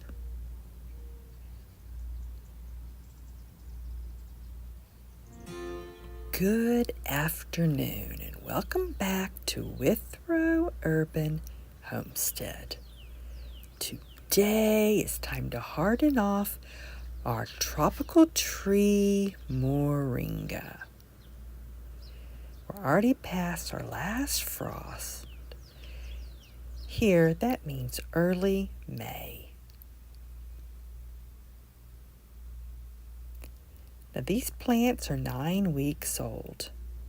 Here in north central Maryland, I have to grow moringa as an annual. It won't survive through the winter. It's just too cold.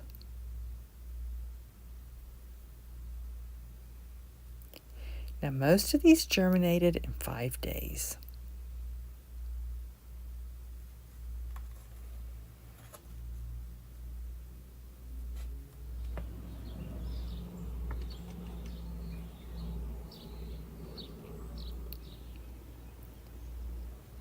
I'm going to start hardening them off here near the house where it's protected.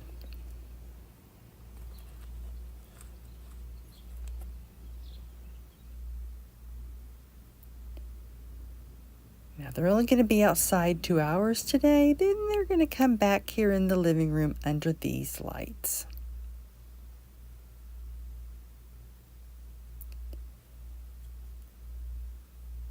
I started them inside in 4-inch soil blocks. Then I potted them up 7 weeks ago.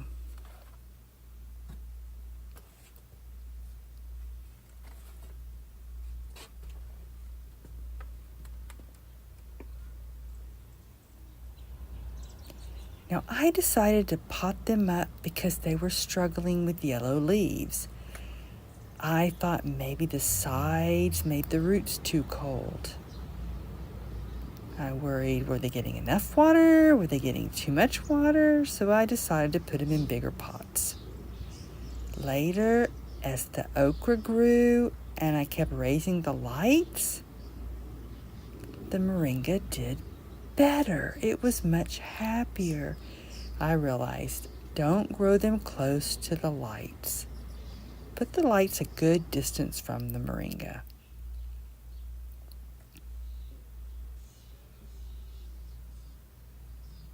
The same time I potted them up at 7 weeks ago, I pinched back one. I pruned off the top.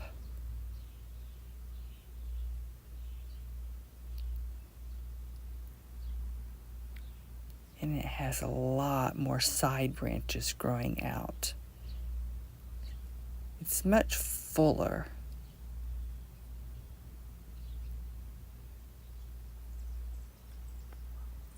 The top has a lot more branches than the other 3. I took the tip that I cut off and I tried to propagate it. I dipped it in rooting hormone and then put it in soil, but it didn't make it. Now there's one more moringa that I pruned and I took off the side branches, and now it's full of new growth. That's all recent growth, just in the last few weeks.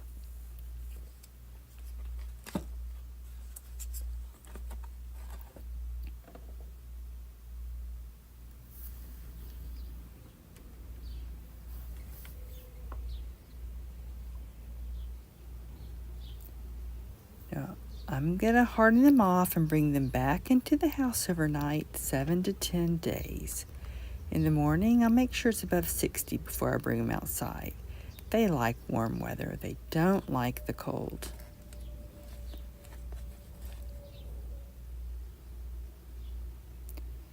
Now, I remember now, I started 4 in the soil blocks, and 3 germinated, and 1 didn't. Then I started 6, I think, in cups. 3 germinated, and 3 didn't. And I re-sowed this one much later. It's much younger than all the other ones. I didn't put down when I did that, but this is our baby.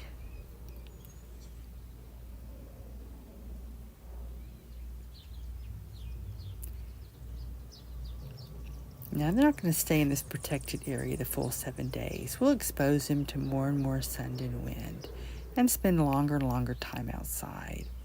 So let's water and get them covered from the digging squirrels, and the doves have already been eyeing those tender leaves.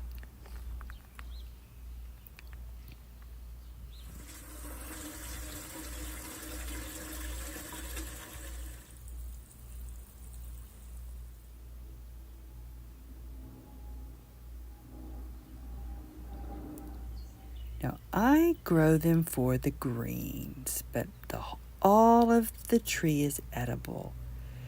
You know, greens in general are a superfood. I like to grow moringa as part of that mixture of greens. It helps fight my arthritis. But I'm not going to need all of them. They are very prolific. You can harvest all the branches and then more grow again really quick. It's going to be a massive harvest. I'm going to save 2 or 3 for myself, and the rest I'll give away free on my community shelf that's behind the garage. Good morning and welcome back to Withrow Urban Homestead. Today it's time to harden off our sweet and spicy peppers.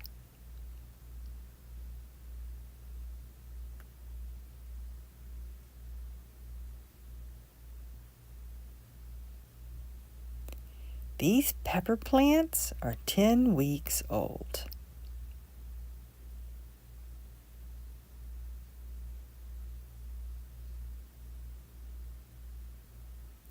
I potted them up from 2-inch soil blocks 7 weeks ago.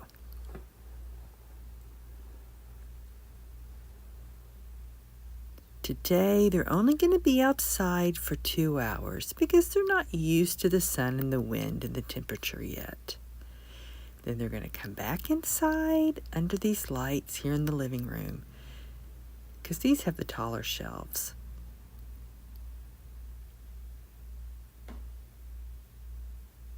Every day, we're going to increase the amount of time that they spend outside.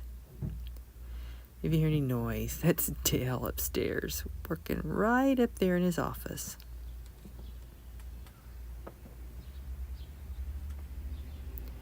I'm going to start hardening them off in a protected area where there's less sun and wind.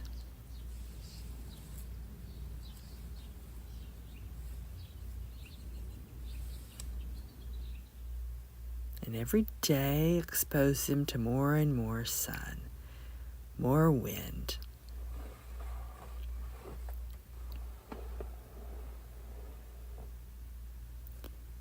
These are all grown from my own saved seeds. Sweet red Ivarsky peppers, spicy jalapeno peppers, and red cayenne peppers.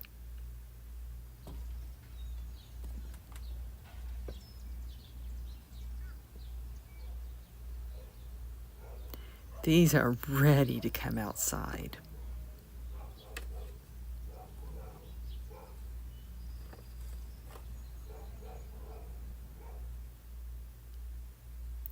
Now, I mentioned that I plan to remove the blossoms, but I decided I'm going to leave them. The fruit too. We'll see what happens after we transplant. We'll see if they fall off.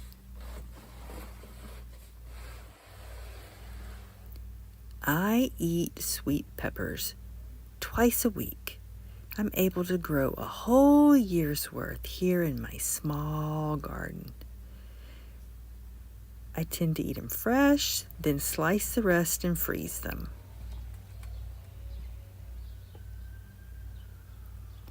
Now, I'm going to harden these off 7 to 10 days. And I'm going to wait if the morning's too cold to bring them outside. They really don't like temperatures below 60. They're too tall for the shelf. They all, though, need a good drink of water.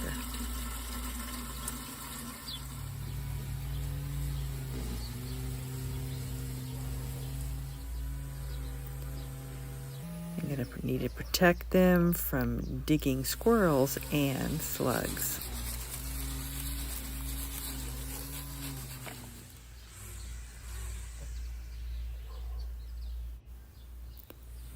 You want to plant out your peppers 2 to 4 weeks after your last frost. I'm going to use all that I can possibly fit. I only grow in a 600 square foot garden, including the back and the front. But if I have any left over that I can't use, I'll put them out on the community shelf that I have behind the garage.